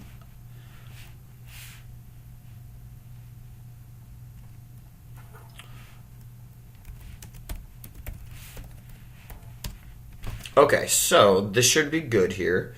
Let's go ahead and run this. If I do a nodemon of my server here, I have, yay, vet admin listening on port 3000. Okay, so if I go to port 3000 now, I should see the exact same stuff. Yay, and I just get a favicon error. That's okay. So far, so good. Are you guys good with this here? Yep. One more thing, guys, that we're going to do is we're going to organize this. We haven't talked about project organization yet, or very briefly. This one here we're going to organize just because we're going to have multiple models. We're going to have multiple things going on. I just want to make sure that it stays sane. So we'll talk about that. Here, one thing I am going to do is actually here. I'm going to clean this up just a little bit and add just my vet admin. So, okay, so it's a clean tree now. Okay. So fantastic. So now what we need to do is be able to basically add route handlers. So we have our front end set up, right? We don't have any of our JavaScript yet, but that's okay. We have our front end set up. We want to now be able to send post requests to our backend to add pets.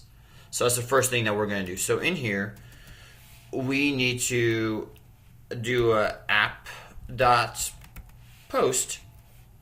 to, I'm going to say, whack pet. And this is going to be our request, our response. And what we're going to do is just call add pet of rec.body. We know this is going to return a promise for us because we're going to be using a database and everything. So I'm going to say dot then. Whenever this is done, whatever our result is, I can call it R, doesn't really matter. I'm just going to do a res.json of R, and that's it. So a one-liner there. Hopefully that makes sense. I can break these up in separate lines. That helps you guys. And instead of R, I could use data if you want, so that way we know what R stands for. Are you guys good with this? Mm-hmm. So we haven't defined add pet yet, so let's go ahead and do that. So I'm going to do function add pet of whatever pet. For right now, all this is going to do is console.log add pet of whatever's passed into here just so we can see. And then we're going to fake a promise by just using promise.resolve for now of the same thing. We're just going to return pet back. So far so good. Let's go back on our front end and try hitting this and making sure that all that works. So instead of adding the JavaScript in here, we're going to just make a new file here. So I'm going to create a new file. And I guess I'll just call this client.js so there's no confusion between server.js. So this is going to be our backend here. So we're going to do the exact same thing like we did before. We're going to basically wait for jQuery. I think it was $document onReady. I screwed this up last time. I'll probably screw this up again. It's just not ready. Oh, is it? Oop, dot ready? I love it. Okay, dot ready. Okay.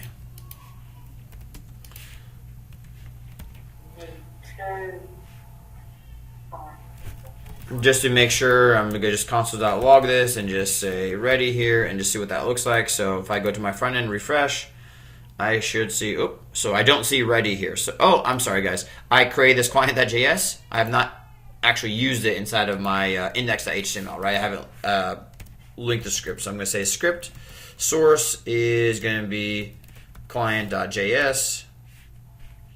Awesome. So if I save that, I refresh, I see ready. Awesome. Life is good. So let's add now. We want this button to do something. So we need to add a event listener, event handler onto that. So let's go over here. And I'm going to go ahead and just do $of add pet btn. Oops, and that's a class, right? So it's period in front of it. I'm going to say .click. Here, I don't care about using, I'm never going to use this for the button, but I'm still just going to use ES5 functions just because I know if we use ES6 here, it could bite us in the butt later. So I'm just going to be on the front end, I'm always just going to use ES5. And that way if somebody has an old browser like they're using like Internet Explorer or Edge or something, I think actually Edge supports ES6 now, I better, but Internet Explorer doesn't, so if you use fat arrow functions, it'll probably fail in Internet Explorer in case you publish this and your grandmother tries to view your site. So okay, so here our button is clicked. What we're going to do here is we're going to kind of do the same thing. We have add pet on the back end. We're going to have an add pet function we're going to call on the front end as well. So we haven't defined any of these, and I'm actually going to just go ahead. I'm not going to define them inside of our ready function. I'm going to define them out here. So this could be add pet of whatever pet. And what we want here, we want to do our .post again, right? So we did $.post, in our URL, we said it was going to post to WhackPat.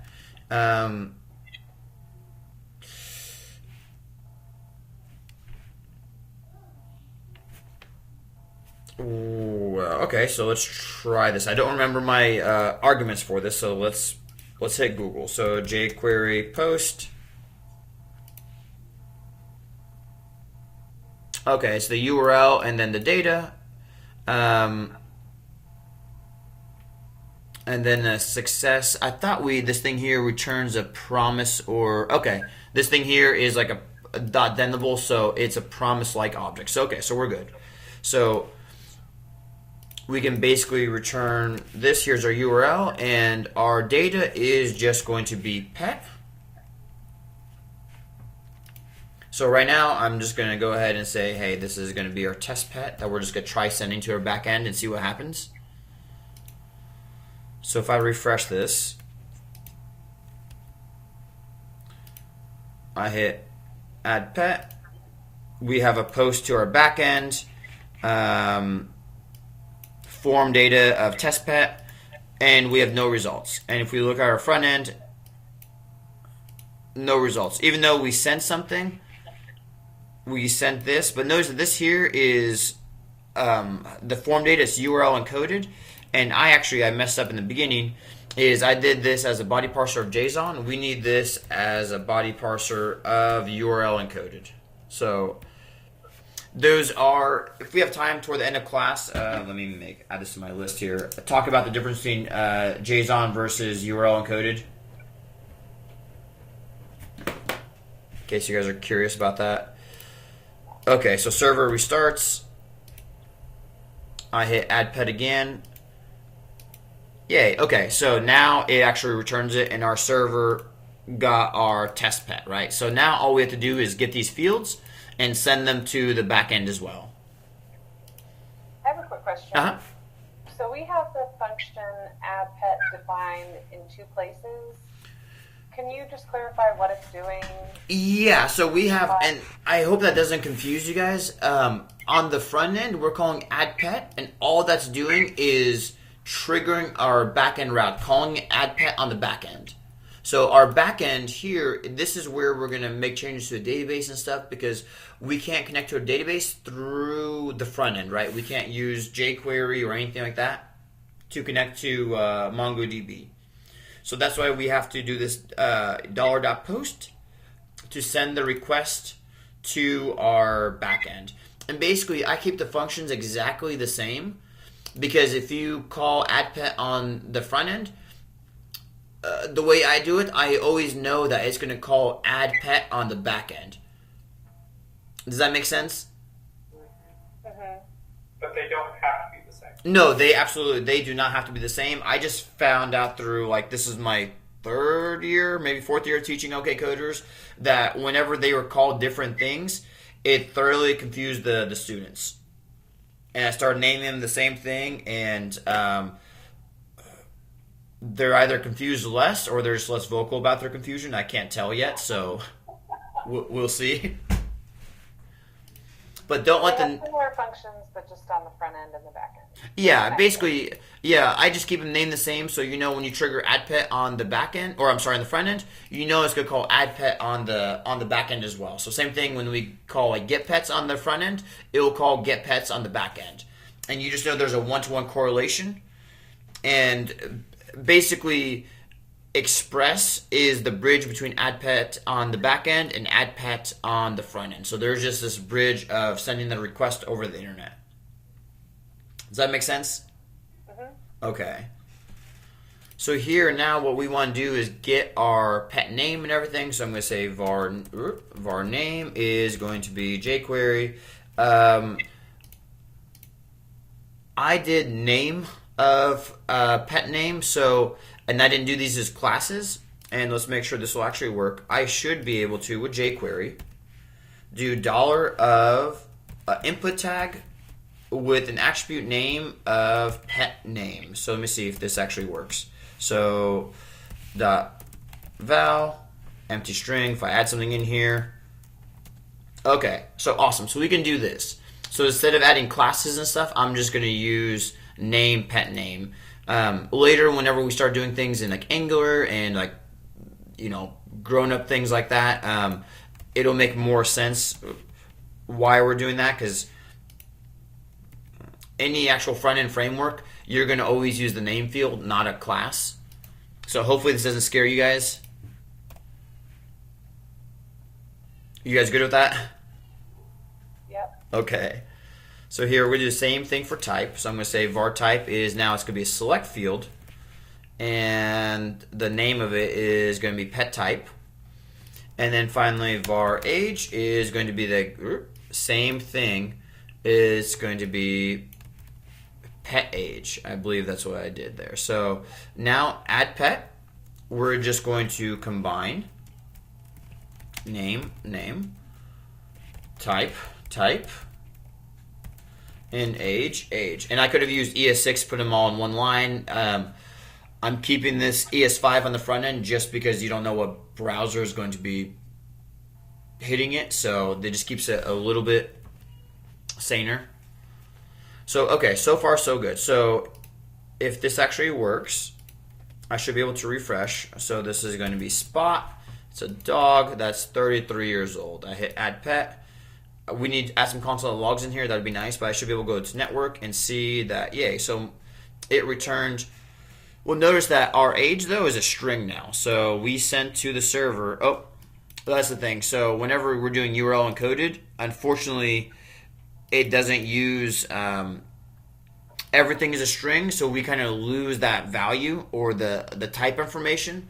So we can always go to our backend here, and when we're adding a pet, I can just do something like pet.age equals plus pet.age. With Mongoose, we don't have to do this, so I'm not going to worry about this, but I just want you guys to know that, well, here, let me save this, that if we did that, then the result from the server, it'll be a number, not a string. So. And you said we're going to go over what the difference between URL encoded is. Yeah, I'm going to save that for the very end of the class. Unfortunately, with jQuery, it is a beatdown to make it use a JSON data type. So that's why we're just using the default URL encoded, just because it's easy out of the box. But it's pretty crappy. It's actually brutal. So with Angular and stuff, everything will be JSON, but with jQuery, it'll be URL encoded, and toward the end of class, we'll talk about those differences. But so far, do you guys have any questions on this? So if I add another, here, kitty, it's going to be 3. I should see, okay, kitty, type cat. One more thing, guys, notice that my type is lowercase, and my type labels are uppercase. I did that intentionally. We don't have to do that. You can go ahead and use, cat uppercase, dog uppercase. The difference is when it's lowercase, that it signals to me at least, or to like most developers, that it's a type, that it's referring to a type. And that way, if later, like, for example, imagine that your, veterinary admin hit it big and it got sent, like, translated to a bunch of different languages, and in Russia, instead of cat, this is kot, right? Like, you don't have to have kot in your database. You can just have cat, and the front end will translate that to kot. Does that make sense? You're separating out the identity of that value from the way that value is displayed. And for an intro, programming course, that's a little overkill. It might be, but I just want you guys these are really good practices to start out with and get familiar with, because later it'll make things so much easier. So, Seth, is that overkill asking that? A little bit. Okay, very good. So we don't have to do that. I'll try to avoid doing that, not adding any more burden to here than necessary. But okay, is anyone following along with this, or are you guys just following me, and then I'll post this here in a little bit? Because does anyone want me to slow down on the code or anything? I'm just kind of listening along at this point. Okay, how about you guys do that, and I'll post it, because I think it'll be much more valuable to you guys just to listen versus trying to type at the same time. Are you guys good with that? Yeah. Okay, awesome. So here, we're going to go now to our backend, and we have our pets are now sent. We need to actually go ahead and save these pets, right? So the first thing we have to do is let's go ahead and set up Mongoose. Mongoose is going to be require Mongoose. Okay. So, and I promise I'm not going to review any old code. I'm going to do this all from scratch. So I'm going to do mongoose.connect. I'm going to go to my mlab login.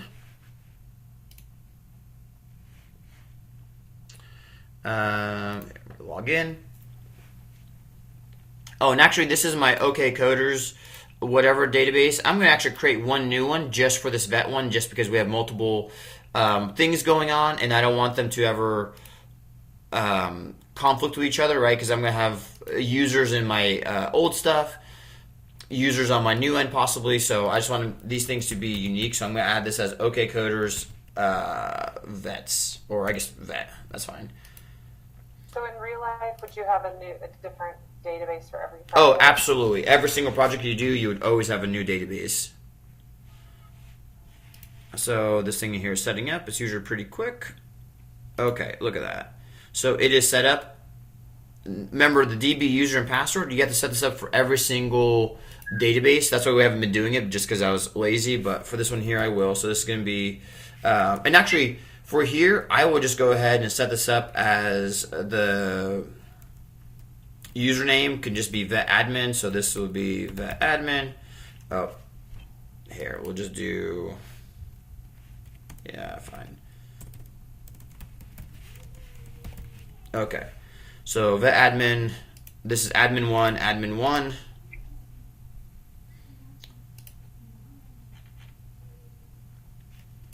And the reason I did that is because I'm gonna have that that username password when I push this code to Heroku.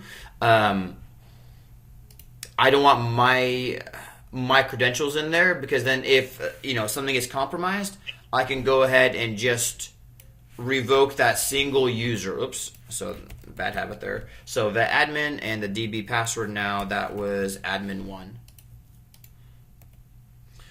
So we're gonna connect here. So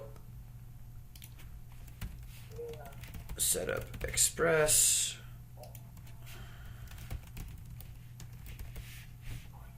I guess let's be consistent here. Setup Mongoose. Okay. So now let's set up our model. So we're gonna set it up right here, but then we're gonna move it, because this thing here is gonna get pretty long, and I don't want this to become a 200 line script. So I want this broken up separate files and everything, just to organize it. But we'll just do this here for now. So this would be const pet will be mongoose.model of pet. And we talked about our pet is going to have a name, pet is going to have a type, and then pet will have a numeric age, right? Those are the things we talked about. So far, so good? Yeah. Okay. So add pet. Like I said, we're not going to have to do that, because whenever we pass, so whenever I do pet equals new pet of pet, it will go ahead and force any of these things. So if you pass age as a string, whenever it goes through here from a regular just object into a document, it will be a number automatically.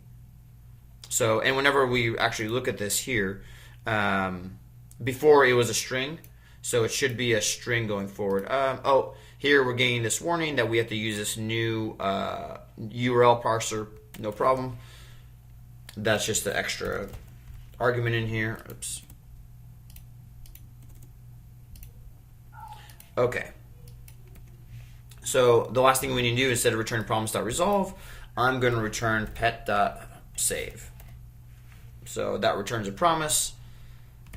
Everything should be good now. So let's go ahead on our front end. I'm going to go ahead and add pet. Notice that it took a lot longer now, 116 milliseconds. So I know it hit something in the back end, a server, and yay, we have an object ID. So I know it got saved to MongoDB, right? So I can go ahead and refresh. Oh, one more thing now. So my mlab, if I refresh this, I should actually have Oh, it's a bummer. So I'm going to have to go ahead and... So when you have multiple databases, unfortunately, this one here was using OKCoders for the database. I'm going to have to change this to use OKCoders-vet. This thing here. I'm sorry? You could have a new one, right? I could actually, yeah. Let me just go ahead and do that. So here, I'm going to create one more called mlab vet.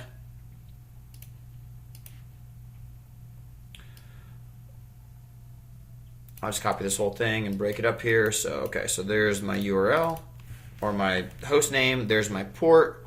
Authentication. This is going to be against OKCoders-vet. This is going to be vet-admin and admin1 for my password. Test. I love it. Okay, so I can connect now.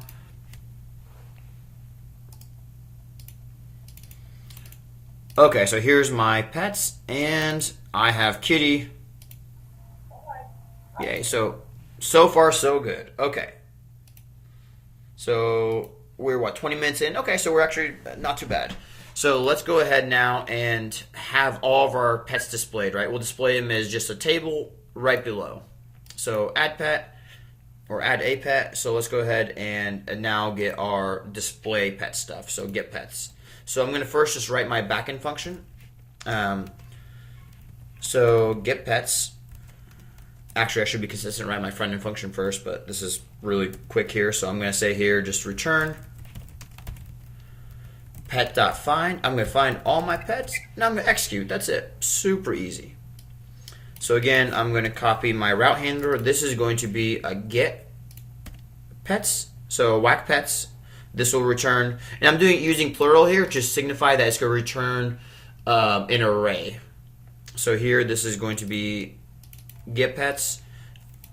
Get requests never have a rec.body, so I'm just going to do that. And I'm just going to do my dot then of my pets here, and I can be more specific here.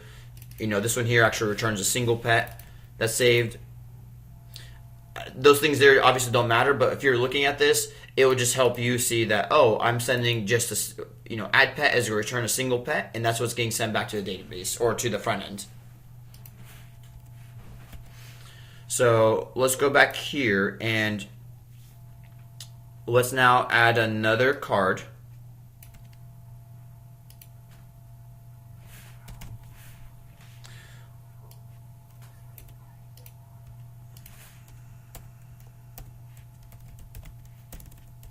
So now let's go ahead and add a pets table here. So this is going to be a table, class of table. Let's do a t head. Let's do t header of name.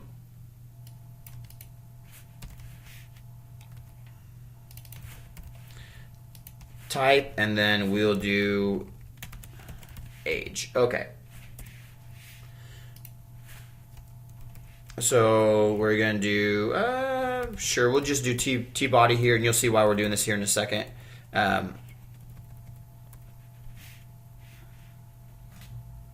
Oh, and I'm missing one of my divs. Okay. So let's refresh this. I should have, okay, cool, and I need some spacing there. So on this card, I'm going to just do margin top 4. Okay, awesome.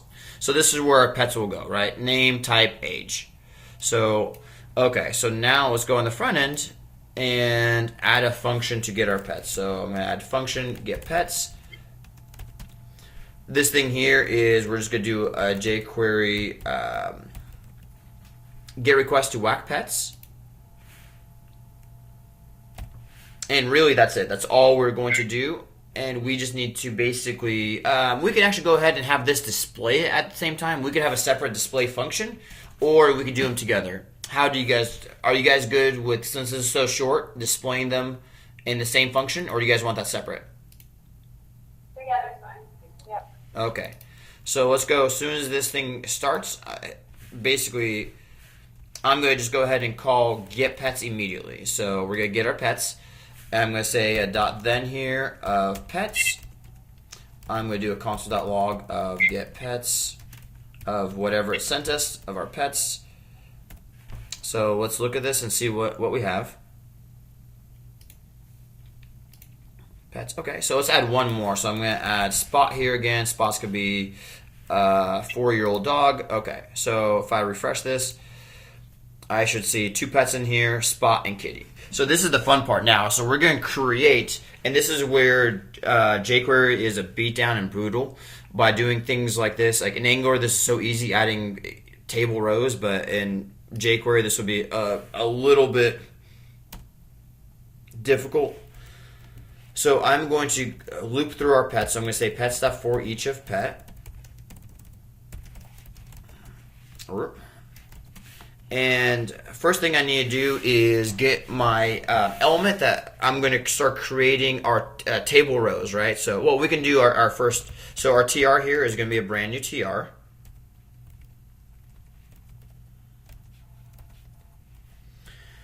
And let's go ahead and start creating the different pieces. So our first TD, I can do var, I can do name TD is just going to be TD dot text of pet dot name, and then I should be able to just do TR dot append name TD. So we're gonna have a lot of these little things, and then the last thing we need to do is have our actual table body is going to be our table, our T body. So we're going to say table body dot append our TR.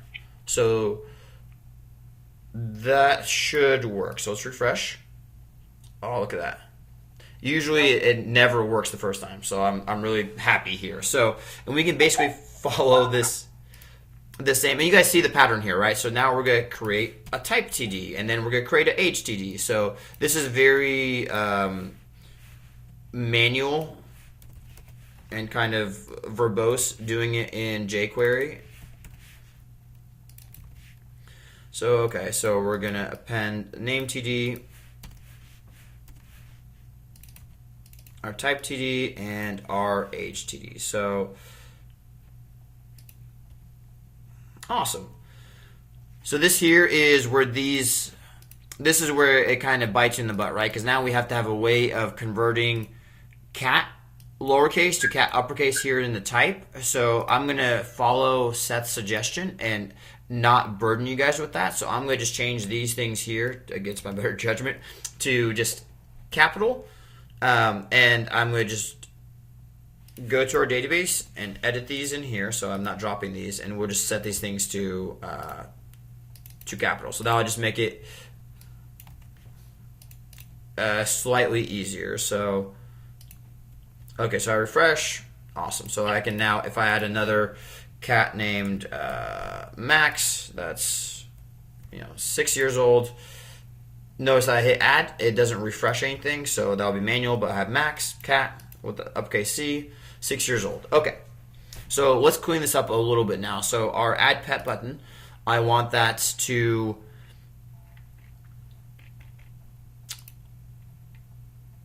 let's see, when you press this, I want that to be cleared, right? So here, as soon as we call add pet for all this, I want the value of this thing to be reset to blank.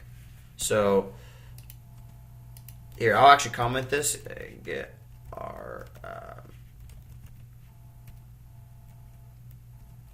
our values. Reset fields. So we're gonna do this for pretty much the pet name and pet age. We'll just reset this back to. I guess we can reset it to none. That's fine. We can figure out what sane defaults are later. So here, this is going to be, I don't know if Wheelie's a dog name or not, but it will be today. So Wheelie's 1. Okay, so it resets those now. And we still have the problem that you hit add pet, it doesn't refresh our actual list. So let's go ahead here, and whenever you call add pet, because this returns a promise, I can go ahead and say dot then get pets. So far so good? Yep. Okay. And let me know, guys, if you want me to comment anything that I'm not. These things here, I can comment these, but I think it's kind of obvious that we're building a table row here. Are you guys good with that, or you guys want me to comment it? No, that's good. Okay. So one more thing I want is I don't want you to be able to hit add pet with nothing in it, right? So, right now, actually, add pet, if there's no name, it won't display anything. But I would rather have, you know what? That's overkill. I won't even worry about that. Okay. I was going to have this button disabled when there's nothing in here. That and jQuery, that's a huge pain in the butt. You know what? We have time. Let's do that real quick. I just want to show you guys, even though it's a pain, I just want to show you guys how this is done.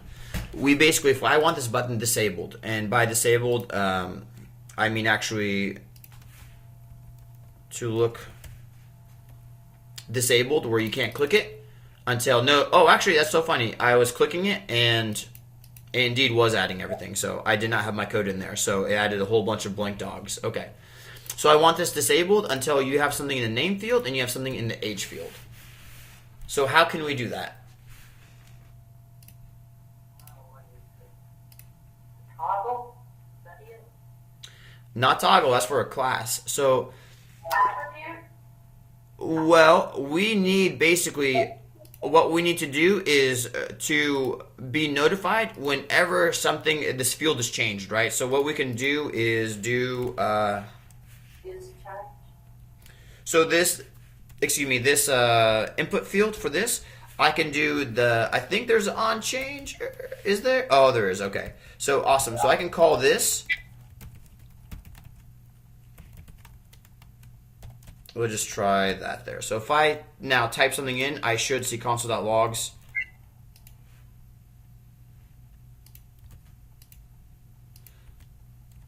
That's a little bit, I mean, it's technically working. Okay, so this is where we go to jQuery on input change. So it's while typing that. Okay, so that change may not be the best one because that looks like it's kind of slow. There is like a key down that we can use. Do I have a list of them? On change? On change, on input. Let's try on input. So here, if I say this here is going to be on, this is going to be input. Oh, okay, that's perfect. Okay, so that's what I want to do. So I need a function now to be called, so I'm going to call this on, on input change. That's super specific here. So, and now we add a click handler here for that button, but I'm also going to add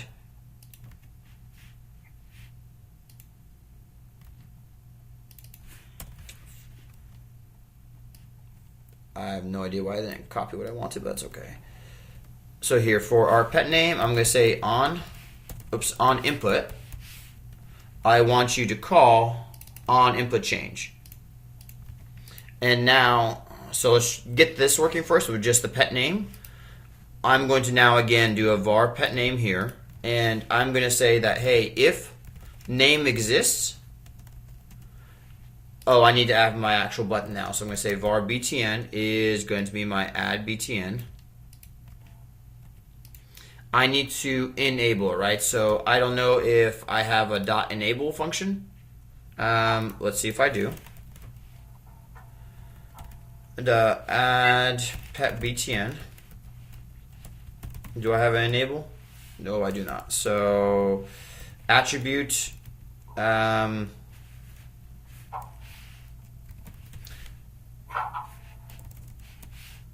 disabled. Can I just go ahead and set that to false? What does that do? Okay, cool. So I can do that. So I can set disabled to false. So then I'll be able to actually add. And if I call disabled, set that to true, it'll disable my button. Okay, awesome. So I can do that with the attribute. So I don't need this now. I can do this I can do this manually. I can say, hey, button, if name exists, I want the attribute of disabled to be false. else button attribute disabled to be true. Let's try this really quick, and then we'll simplify this. I think you want it the other way. Well, if there's no name, I want disabled to be true, right? If name exists, you want it to be. And name, oh, sorry. Yeah, because it's disabled. Yep. So let's refresh this. So now it's disabled. If I type something in here, it becomes enabled. If I erase everything, it becomes disabled again. Okay, awesome. So this here is, we can simplify this a little bit by just saying, instead of all this here, I can just say button.attribute is going to be, disabled is going to be just a bang name. So if there's no name, disabled is going to be true. If there is a name, it's going to be false. Do you guys want me to just keep it like this? Is this easier to understand? Can you just comment that? Which one? This one here? Yeah, so we can learn that one.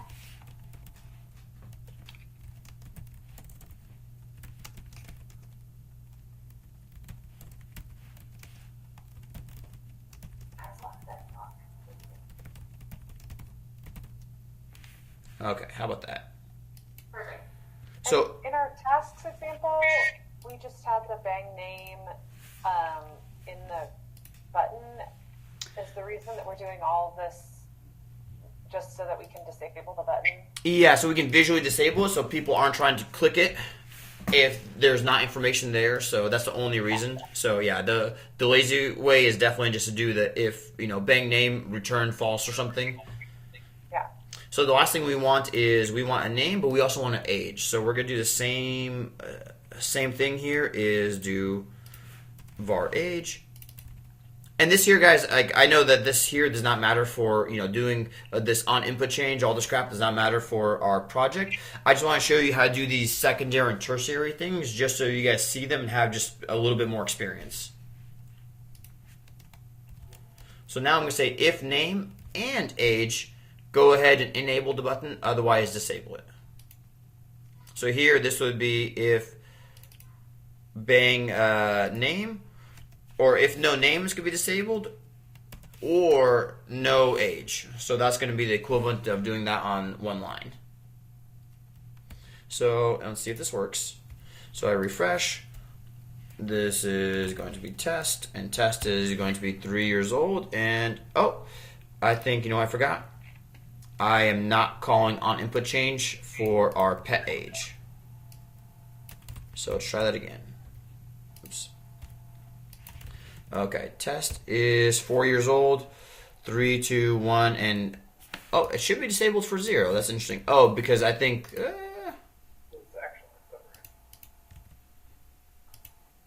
actually it should actually be disabled. So let's look at this. Well, let's see what the value of this is, because unless it's a string, it is a string. Okay. You know what? That's fine. If they're under 1 year old or they're just born, someone can enter 0. I guess I'm okay with that. So if we actually care about that, I would just obviously just add a plus sign in front of here. Then it won't let us enter in somebody who is 0. We'll leave like this. It's fine. This makes sense. So far, so good. So let's clear out all of our like test ones in there, all of our dummy ones. So here.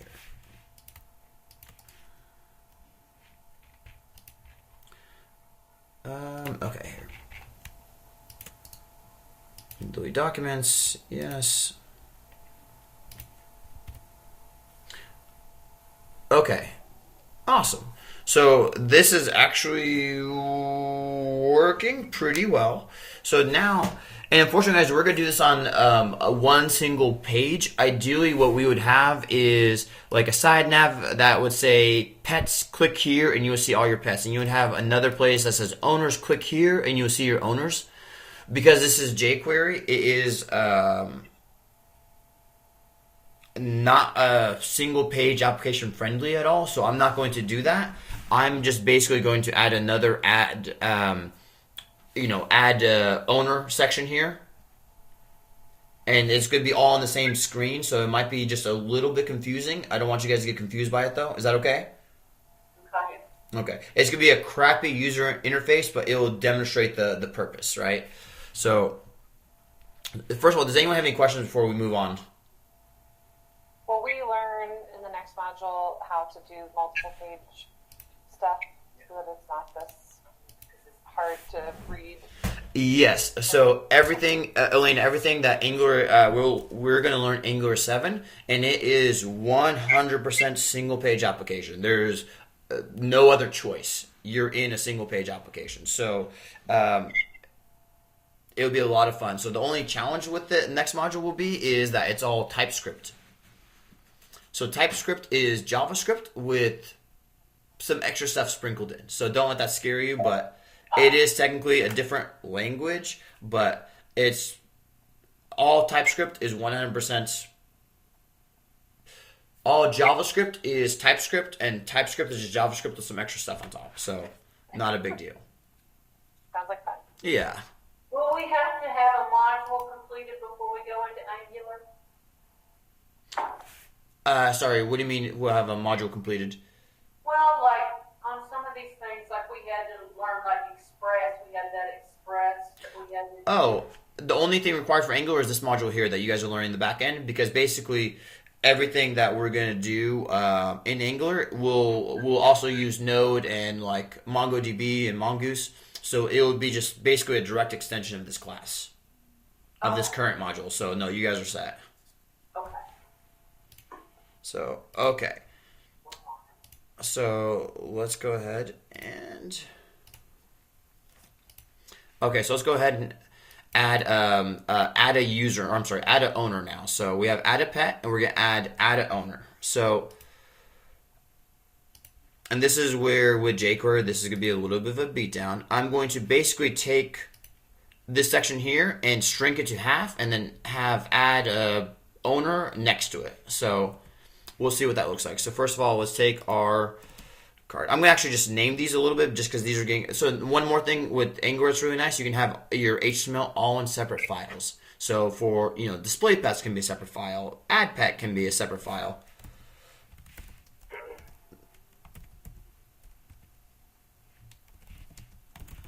Okay.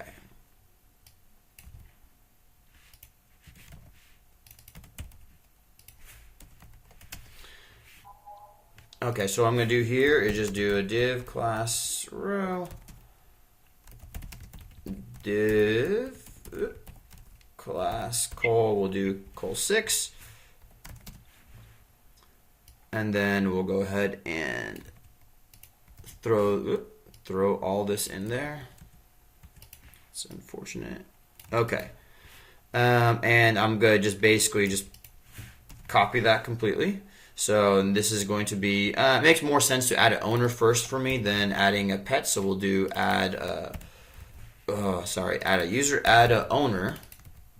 It really doesn't matter what we call it, but owner name. And notice that this is why I didn't do the names being just name or type or age, because in case we added something like owner, now I can have owner name, right? And I'm not going to have an owner type. I'm just going to have an owner name for now. I'm going to do... Sorry? You add like phone number, email.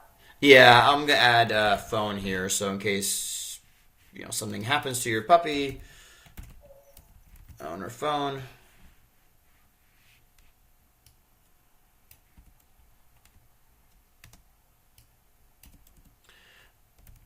Okay.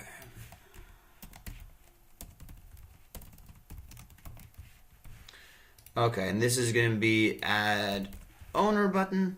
This is going to be add owner. Okay, awesome. So I know immediately I'm going to have to add the margin spacing for our add owner btn.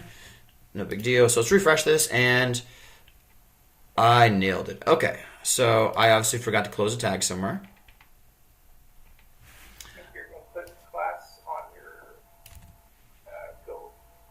It looks like I just have, yeah, it looks like it just closed prematurely.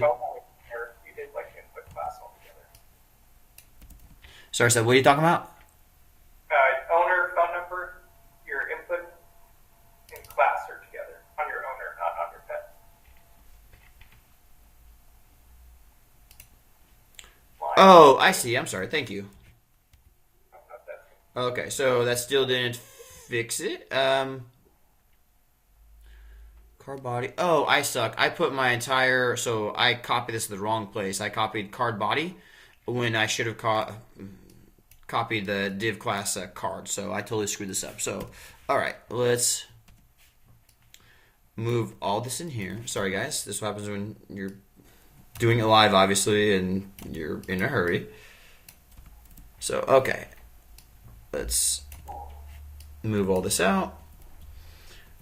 Okay, so that one's good, and we have to do the same thing here for this. So this is going to be the same exact thing. I just need to do a div class of card.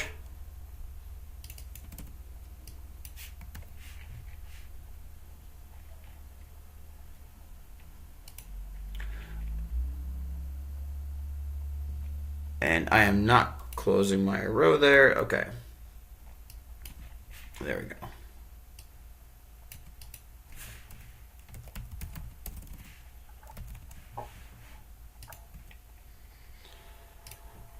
Okay.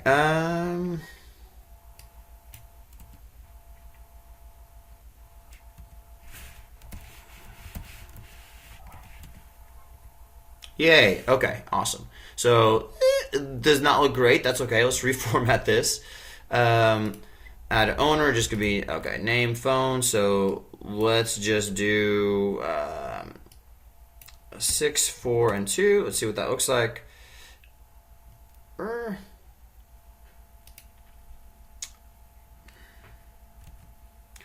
You know what, guys? We won't even wrap these inside of a row. I thought that was a good idea. Apparently, it's not. So let's not do that. We'll just because apparently we'll just leave them individual. That's okay. Definitely doesn't look that great, but I'm not going to waste time formatting this stuff. So here, we'll just change this back. So this is going to be.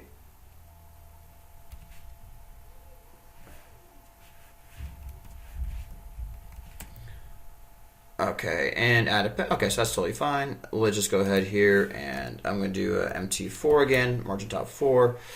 Okay, so obviously we have room for more fields, no big deal. So we're going to basically add the same thing of adding multiple owners like we did last time, right? So, any questions before I continue? Are you guys good with this? Okay. So this should go pretty quick now. So I'm going to go ahead. So I have add pet, I have get pets. I'm going to basically do the same thing now for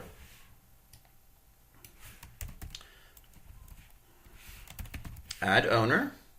Man, I might actually get this done in time. I'm really impressed.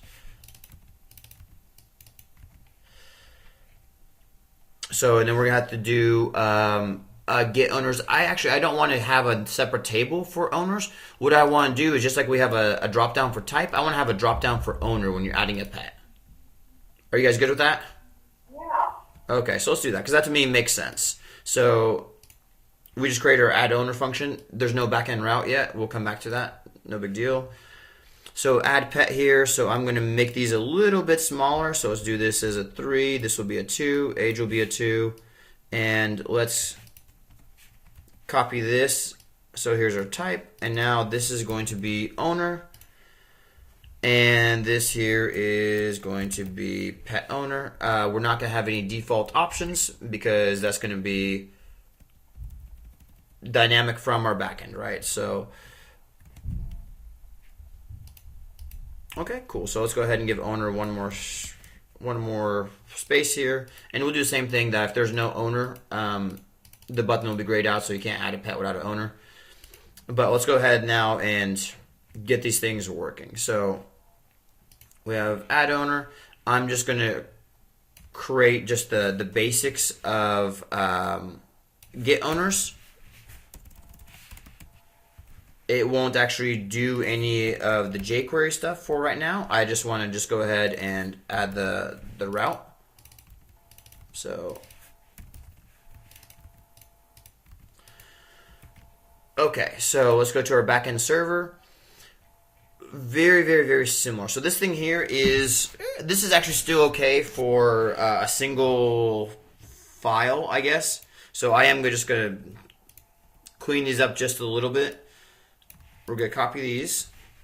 So this is going to be now owner. This is going to be owners as well.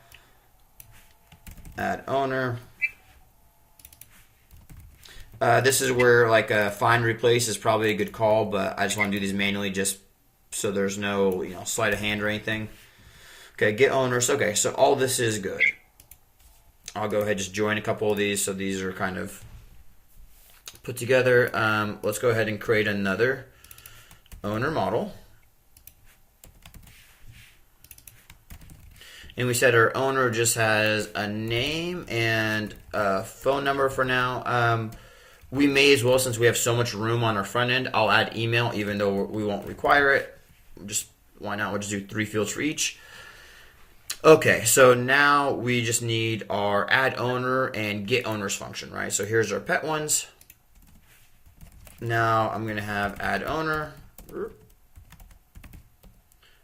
And you guys obviously see the pattern, right? So once you kind of you've done this once, it is not hard at all to do it for another model inside of your code.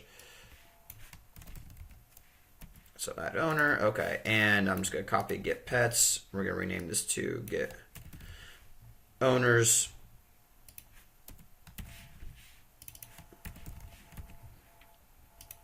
Okay, so that's our backend. So that was actually really quick. Line 40. Uh-huh. You did that and set me off. Seth, you are awesome. I'd be hunting that for a while. Okay, so let's refresh this. So we still don't have this actually doing anything, so let's go ahead and wire these things up now. So we have our add owner BTN. So let's go ahead and do the same thing. So on input change, we'll worry about all this here in a second. I want to get pets, and I immediately want to get my owners as well. So, and here, I want to basically copy this and make this work for my add owner button. So we're again going to get our values right here. This is going to be owner name. I have phone. I added email to the database, so I'll just go ahead and just add it here. So owner phone, owner email,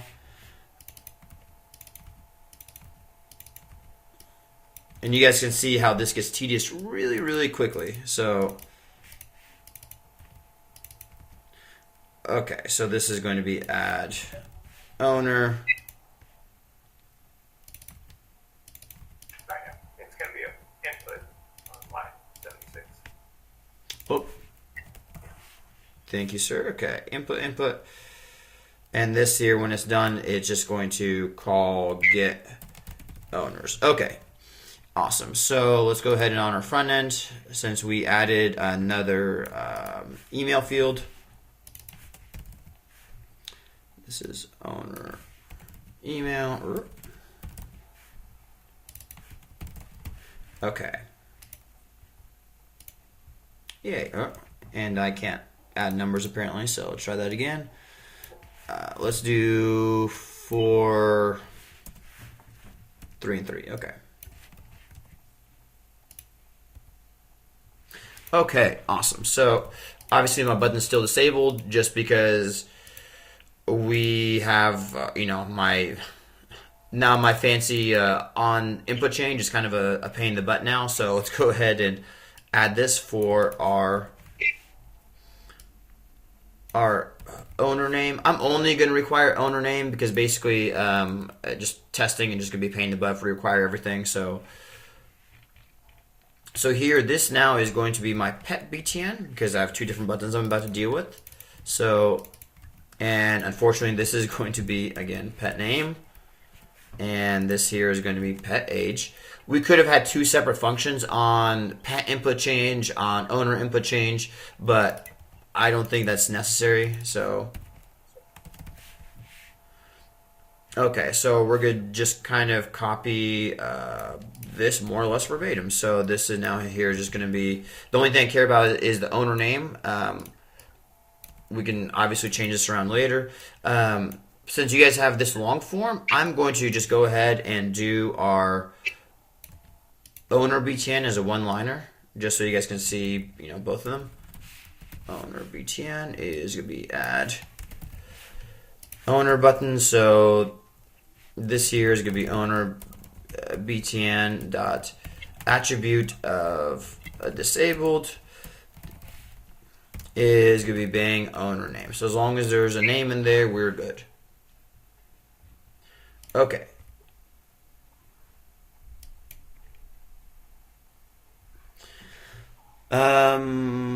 Line 30. Okay, I don't know where pets is defined.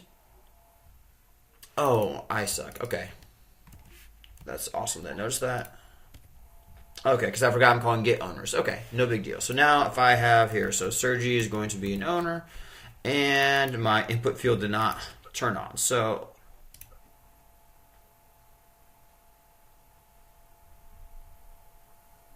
oh, because I'm using pet name here. Okay, well. Okay, there we go. Sergi, add one, and yay, get owners. I see Sergi.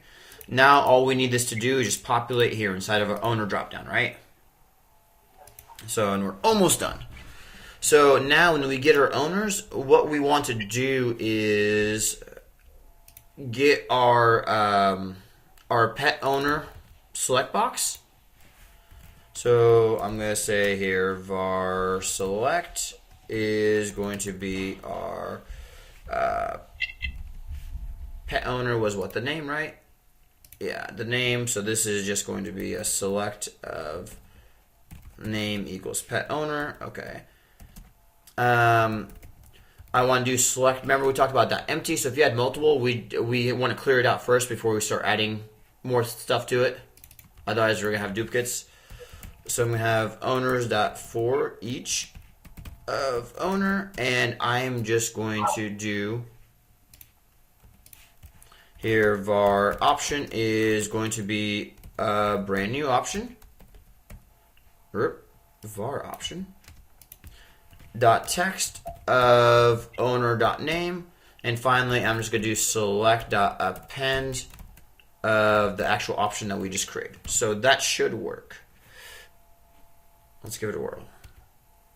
Yay, so there's the owner of Sergi. Let's go ahead, add Seth in here.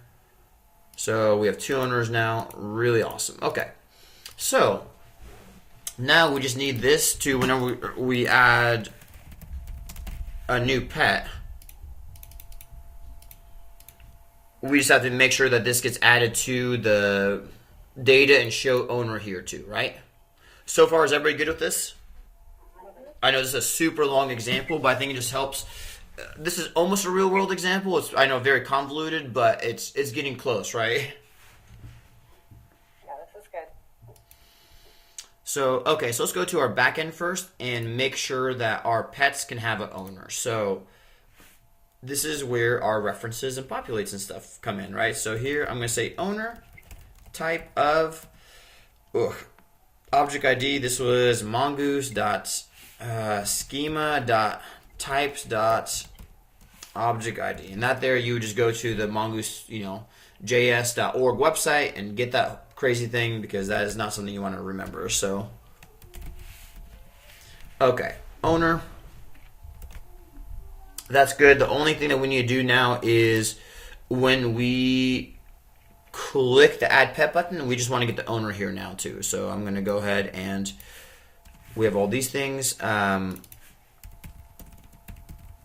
The owner should be the value of pet owner.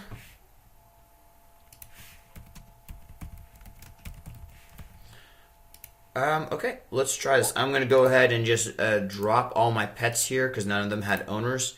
We may as well actually go ahead and just have our front end display the owner as well. So here we have, here's our table, name, type. I'll go ahead and just add owner right here, right before age.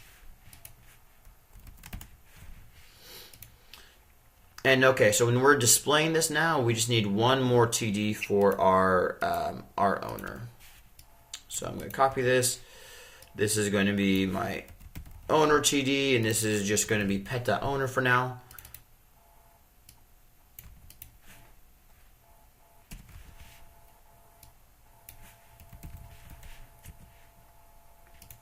Oh, and I think actually I screwed up that order.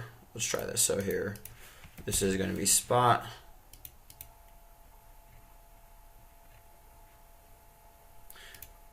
Oh, so we got an error here. Okay. Oh, that's interesting. So if we look at this, our post, this failed because we should be passing to the server the object ID of Sergi or Seth, but it's passing the actual name and not the object ID. So whenever we're displaying right here, our get owners, we're doing .text here, but what we need to do is set a val of this to be owner._ID. Let's try that. Because our inputs, you know, they can have the actual text for it, but they also have a value property. So we might have to do attribute value. We'll see. So if I actually inspect this, what do I get? Oh, okay. So that, I think that'll actually work. So here, let's try adding this again now. So spot. Okay, so I screwed up my type and my owner. No big deal. So let's flip those around. Okay. Okay, awesome. So this is the happy owner of Spot. So let's go ahead now. What we need to do is do our Mongoose populate, right? So this owner here, we want to display the owner's name. So is everybody good with what we're doing so far? Because I know I'm going a little bit fast. Yeah. Okay. The ID right there. Yep, so let's go ahead and now we're going to go to our backend. And we just want to, whenever we're getting our pets, all we want to do is just populate owner. That's it. So if we do that now, this should be a fancy object, right? Because we get our pet and there's an owner field in there, and I want to display Owner.name. Yep. Owner.name, and just to prove that it's actually something populated, I'm going to do the name plus like the phone number or something. So here, this is going to be pet.owner.name plus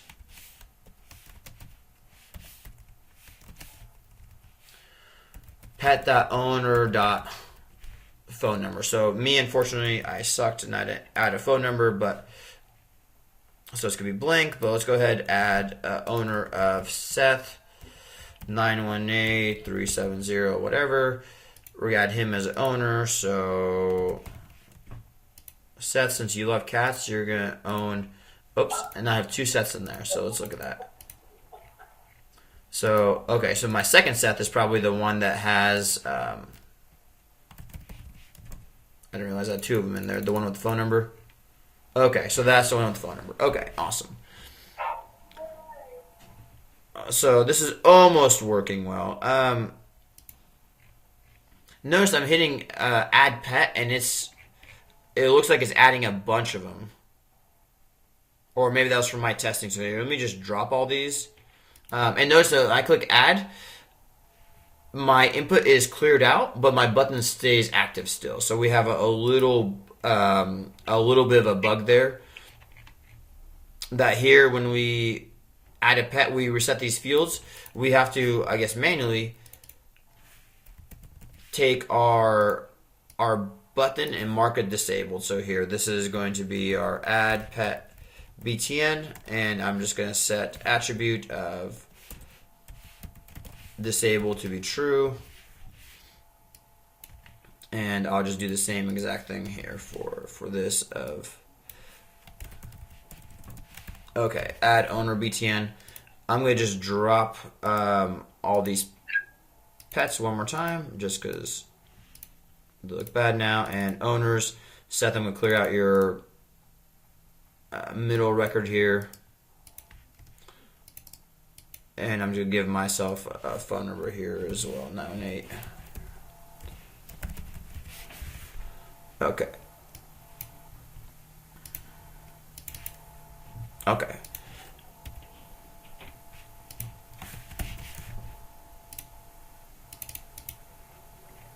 Cool. Okay. So that actually looks good. So here, Seth, that's going to be your dog. So it's showing the ones before. Oh, so we're not clearing out. Okay, so that's okay then. So Kitty is owned by Sergi. Let's try this. Okay, so if I refresh this, so our data is good. It is just every single time we add something, it's not clearing out the table rows. Oh, that's the empty. Yep, the dot empty. So awesome. So let's go here. First thing I want to do is add a space here between the pet name and the phone number because that just looks weird. That's slightly better. Okay, so now whenever we get our pets, right here. Okay, so here is our table. Before we append this for each one, we can actually pull this out because we only need to get that once. And I can do table body dot empty. So let's try that now. So if I do that, empty. So now this is going to be sure Mikey is going to be a cat owned by Seth. That is like 12 years old. Okay. Yay. So guys, we have a working vet something. So ideally, I'm not going to show you like in jQuery because it would just be a beatdown, but like with Angular, we'll make it, you can double click on the owner, it'll populate the information, you can edit it easily. So, okay. So we have about 50 minutes. Let's take this puppy and let's throw it onto Heroku. And during a commercial break, I was supposed to go and figure out how all that worked. I didn't, so we're just going to do this live now. First, do you guys have any questions before we push this to Heroku?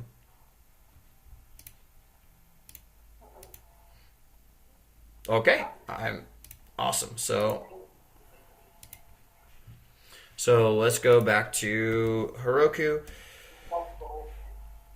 Heroku has a really easy CLI, so I'm going to go ahead and just download and use that because basically it does everything for you automatically. Open app. So if I had this thing, so I have nothing defined here. The Heroku CLI. This is what I want to use. So download and install. Windows. Okay, cool. So I have Linux. You guys would just download these here.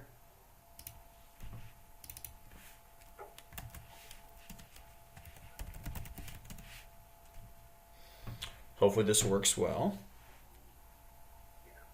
And one more thing, guys, that we haven't talked about is what Heroku is. It is a shared environment. So one change that we're going to have to make is we can no longer use port 3000. We have to use whatever port Heroku tells us to use. So what we need to do is we're going to have a new variable. Like, if I do const port, right now, like we were just hard coding this to 3000.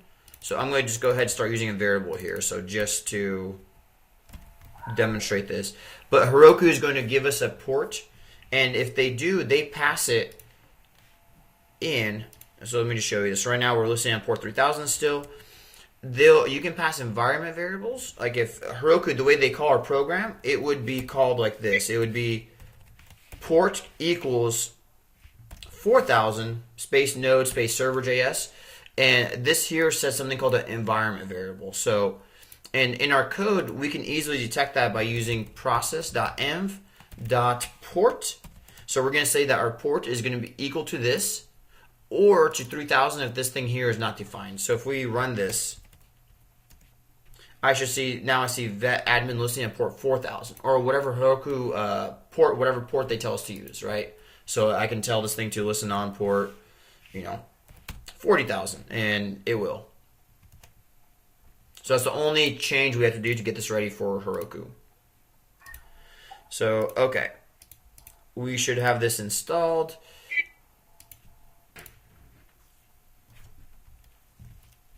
Let's do. Okay.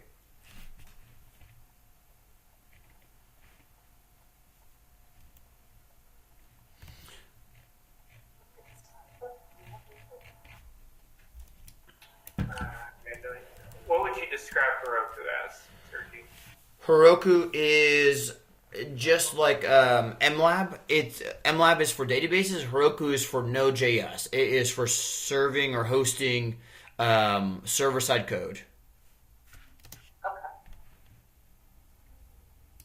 Oh, that is so easy. They just Obviously, not, I guess. Sorry. that is so amazing that was so easy. Okay, so here, getting started, login. I can do a Heroku create. Awesome. So this will actually do. It looks like everything automatically. So here, let me just try this. Heroku create. So this thing looks like it pushed everything for me, and my app name is Secure Chamber. 11,288. So let's see. So if I open this, okay, so it's not working yet. It could be still deploying. So let's go back to all my. So this one here that I created for OK Coder's tasks, I'm going to just delete because I created that and I'm not going to use it. So, and Heroku is very serious about not deleting something by accident, so they make you type it out. So here's my secure chamber. Let's look at this. It's probably deploying still.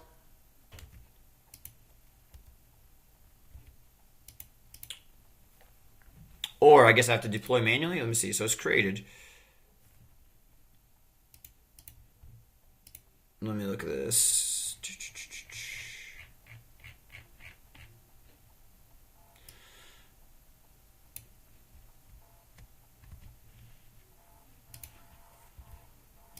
Okay, well, let's look at my TV. Did this actually push initial release? Well, so this should actually. Did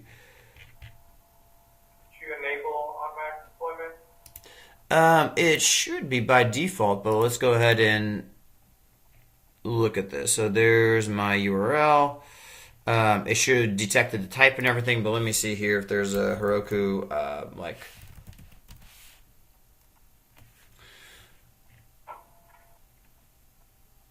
update. Let's do.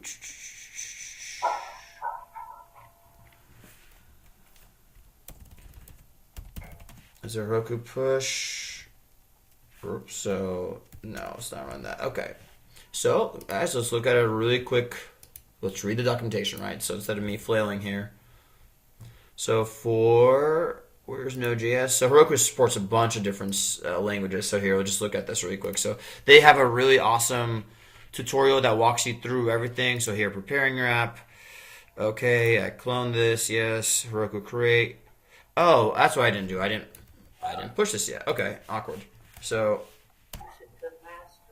I need to set up. It didn't set up a remote for me. That's so sad. It should have.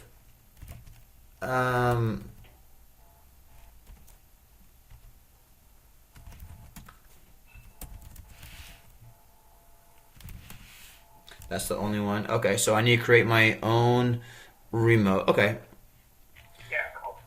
Yeah, so here, wherever it showed me my remote, where was that? Okay, right here. So here, I'm going to add get remote add Heroku. Oh, I suck. Yep, exactly. Now I'm going to do a get remote rename Heroku to Heroku. Okay, so now I should be able to get push Heroku master. Okay, so this is where it actually builds it. No default detected. I don't know why. Okay, awesome. So, well, guys, this turned into a really crappy example that I'm doing. Okay, so let's just. Oh, I hate to serve you too hard on yourself. It's doing good. I just need to find where this thing is actually set up of the type and everything. So here, I don't care about any of that. That's fine. I'll just leave all that alone so it doesn't break anything. But where's my type though?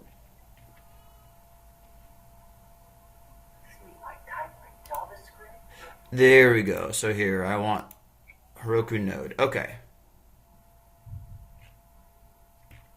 Okay, so let's try this again. So for some reason it didn't detect that automatically. So, oh guys, I'm so sorry. This here, this whole crazy thing, this is inside my OK Coders repo. So it is, I'm trying to publish my entire OK Coders repo, not just my vet admin application. So I am sorry guys. So here, let's, because I'm like, man, this is a beatdown. This was way easier before. Okay, so I'm so sorry. I'm going to take my my vet application out of here so it's separate, so that way we don't have all this other stuff. So here, my vet admin, I'm going to just take this. I'm going to cut it. Okay, coders here. I'm just going to put it here. So it's going to live there now.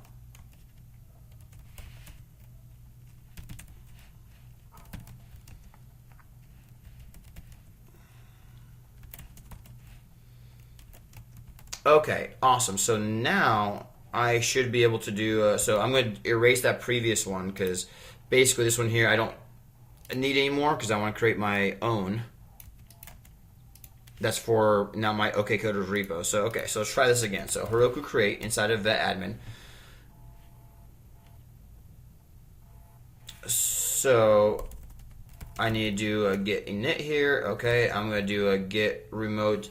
Heroku create, it should automatically do this for me, so I'll have to look at that to see why, but get remote add Heroku, and this is the URL I want to add it under. Oops, get stat. Okay, so I'm going to do, first of all, I want to make sure that node modules, it doesn't get added automatically to Heroku, so I'm just going to ignore that by default. So I'm going to now just add everything, get add, get ignore, first version, okay. Okay, so now this is committed, so let's do a git push Heroku master.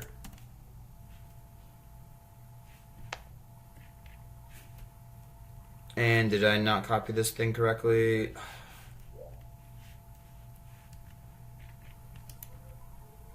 Sorry guys, here, we're almost done this, I just need to get the URL for it. Okay, so here it is. I copied the very last piece and not the whole thing.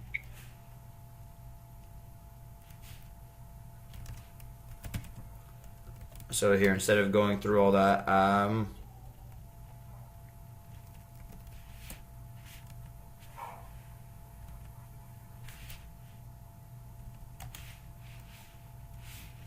okay. Yay, node app detected. Okay. So basically what's going to do is going to set up node on one of Heroku's servers, download everything that we have in our node modules, and build this, launch it. So, okay. So now I should be able to go to this. It should start up, and I should have, oh my gosh, here's my actual application, guys. And you guys can hit this, and anybody can hit this. So I can post this into Slack, and you guys will be able to hit this and run it, you know, share it with whoever you want. Cool. Thank you for showing us that. Yeah, that was, sorry, that was way more sloppy and way more of a beatdown than I thought it was. If you actually read the Heroku Getting Started guide, it makes this really easy, and I totally suck, and I just thought I could skip through because I've done this before.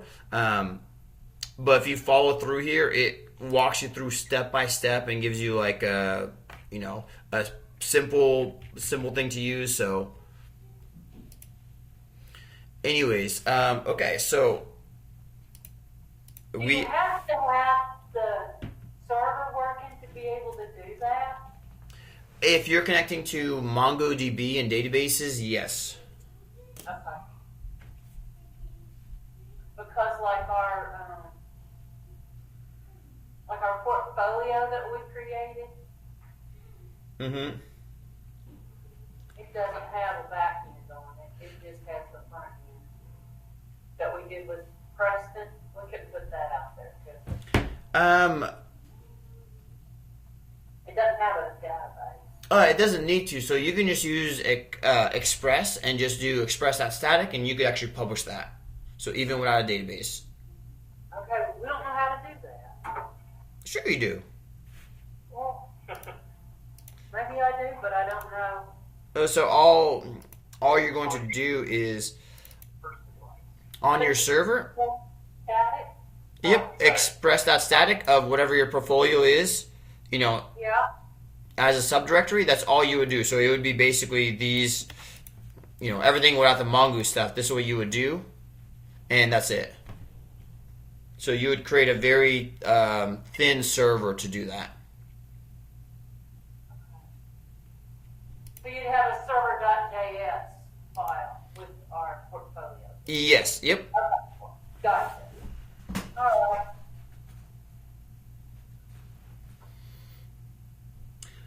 So what else, guys?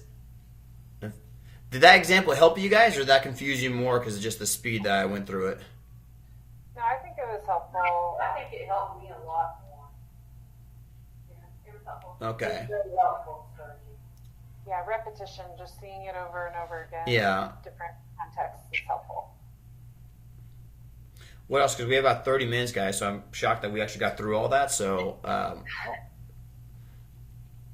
let me know what else you guys want to see, or... Body parser and URL encoded. It's, Oh, yeah. yeah, so Sherry, you won't have to do that because you're not going to be posting anything to your backend server, so you can skip that. You won't need body parser. Oh, I'm sorry. You meant, yes, to talk about the differences. Yes, awesome. Thank you for that. Okay, so whenever you can send requests to a backend multiple ways, right? Whenever we see the URL encoded, all that means is, let me share my screen here, is that our front end is going to send something to the back end, and it's going to send, like to WhackPet, and it's going to send a query string of name equals spot, and type equals dog, and it's going to send it like this. So this is called the URL encoded when it's in this kind of format. So versus JSON encoded means it actually takes a JSON object. So what we can do if we want to change our code here to use JSON, let me close all these things here. A jQuery post with JSON body. So this is always a pain, so I always have to look this up.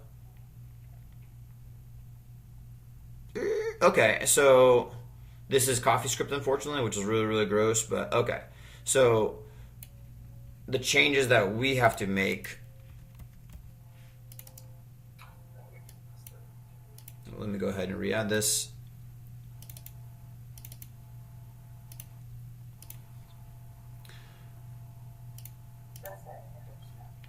Here, so if we wanted this to use, instead of URL encoding, if we wanted this to be just JSON, what we would do is, here, let's, okay, so,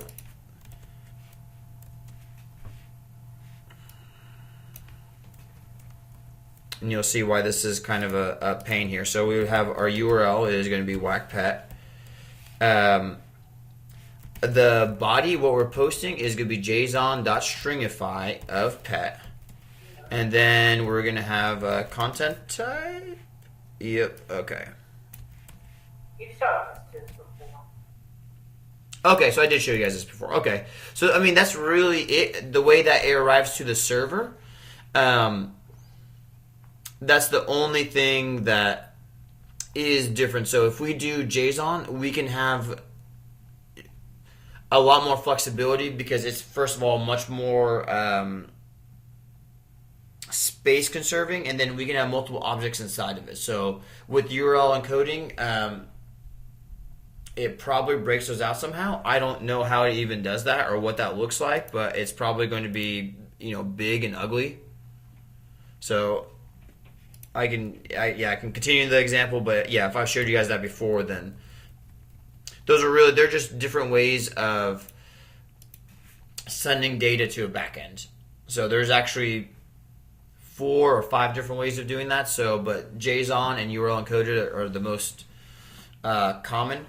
JSON now is by far the most common. It's the default. jQuery started with URL encoded, and that's what it's keeping as its default, just probably for backwards compatibility. So on our server, when we're putting in body parser, that's what's actually being able to allow it to read the JSON, right? Yes, body parser. Yeah, it'll read a post payload if it's JSON or if it's URL encoded. So that's why we one project I used both. I did a body parser.json and a body parser.url encoded. So if we change how jQuery or whatever sending us those payloads, we'll be able to handle that. So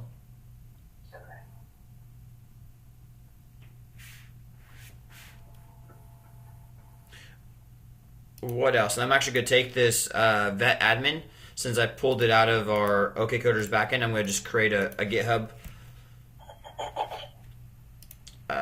repo for it, so you guys can have it in case you guys want to play with it and butcher it a little bit.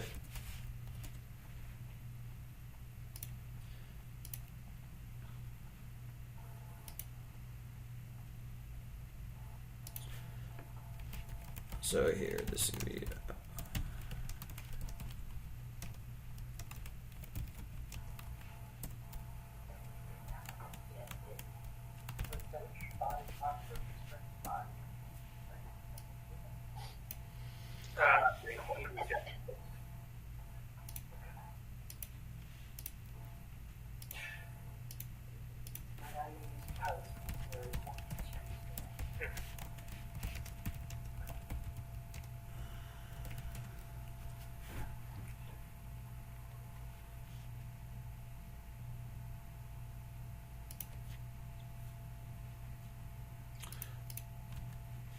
okay. And there's that repo in case you guys want to see the code or play with it. So don't forget about that. So what do we need to make sure that we're pretty solid on going into the next module? Definitely, I think promises would be huge. And I'll come up with, if you guys want, I can give you guys homework for this week. Just something, even if it's taking the current, vet admin that we wrote together, adding some changes to it and posting it yourself to Heroku. So I can add some instructions for Heroku so you guys don't have to follow my flailings. I'll actually write something up. I can do that if you guys are interested in that. But basically, promises would be huge, and just making sure that you're okay with what we're doing with Mongoose and Populate. So I'm going to kind of expect you guys to be really comfortable with what we covered in this module here. So, well, really fairly comfortable with this. So Probably when I start working on Angular, right? oh, actually, that's a good point. Yeah, so I will, for this module, I'll assign a homework assignment optional for this module here, that's just taking our vet admin, making some changes to it and posting that to Heroku. But I'll also just assign some reading for Angular, just so you guys can read up on it just a little bit and just know what you're getting into. So that way we can all just hit the ground running, in 2 weeks? There we go. Good old Tour of Heroes, right? Classic. Yeah. Yeah, Angular might look scary at first because it's like this huge framework, but it makes your life so much easier in making single page applications. And if we have time, we'll cover also how to do, we'll discuss making mobile applications, because basically with Angular, you can wrap Angular in something called Ionic or Cordova and make a native mobile application too. So you can push something to the Play Store or the iOS store very, very easily, and all you're writing is JavaScript or TypeScript. So it's a really powerful framework for that.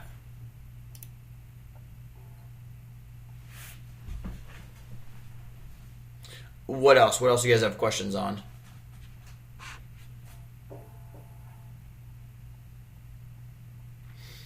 It's funny, this class is 4 hours long. I've noticed after about 3 hours, everybody's just toast and they're at the maximum capacity of learning. So I think that's where we're at. So we need to digest it. Yeah, I think that's the key. It's digesting. Digesting. yeah, I mean, I'm still not 100% confident on promises, but I don't really know what my question is besides, please help. promises. It'll honestly take you like a couple months to get comfortable with them. It's just going to be just these playing around with them and trying to figure out, okay, well, I have, this collection, I'm trying to get data out of it, and I have this collection. How would I chain those together? How would I get one piece of data and match it with another? That's just going to come with just repetition. So with Angular, we're going to be doing promises there everywhere as well. So that will just further reinforce that. So don't feel like you have to be expert on promises. As long as you understand the .then and async await, we'll probably by default use async and await everything that we do in the next module, just because it makes things so much easier. So what else, guys?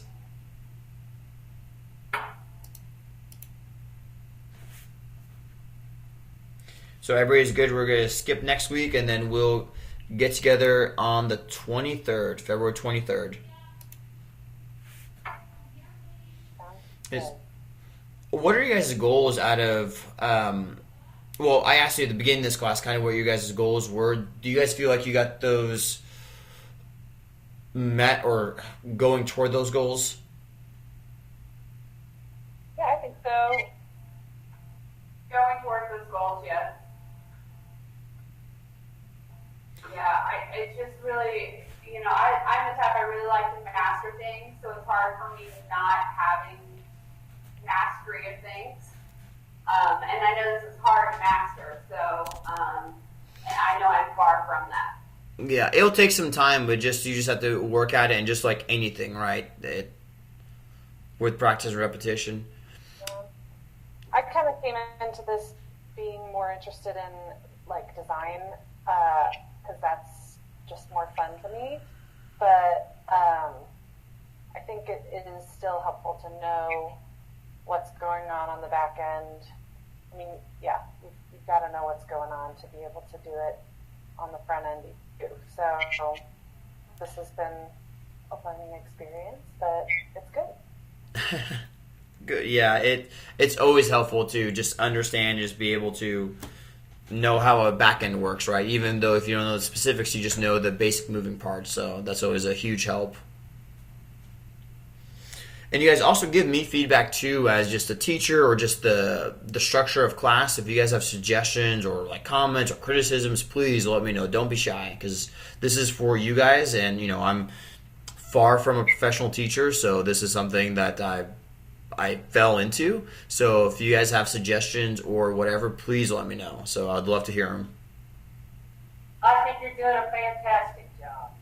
Yeah, I definitely am getting a whole lot of flack. It helps me to do things, so I learn by doing.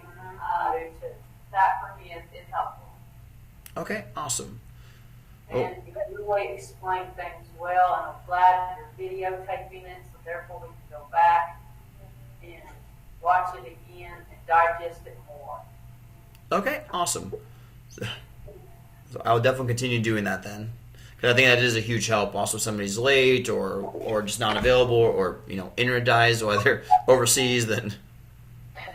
Yeah. I appreciate your time that you put into this, Sergi.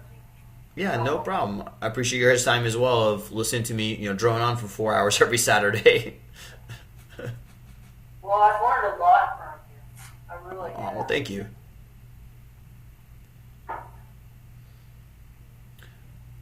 Well, guys, if you guys don't have any questions or anything, I will give you back 22 minutes of your Saturday then. So, and I'll post this video as usual. So it takes a couple hours to process on YouTube and everything, and then I'll post basically just a quick homework assignment of just taking our vet admin thing that we wrote together and making a couple of tweaks here and there, just kind of having you guys, what I'll do instead of doing one big assignment, I'll just do probably like 4 mini assignments, like add this field to, the owners, or for this field for pets, or hey, make the type of pet. We want to add bird, or we want to be able to add multiple types from the admin. So make them all bite-sized, and that way you can kind of pick and choose which ones you want to do. So if you want more experience with certain things, that'll give you an opportunity. Awesome. All right, great. Thank you. Okay, awesome. Well, thank you guys so much. You guys have been an amazing class. So I'm really excited and thankful for the opportunity to teach you guys. Thank you. Thanks so much. We appreciate you. Yeah. Thank you guys. Have a good next 2 weeks. All right. All right, take care.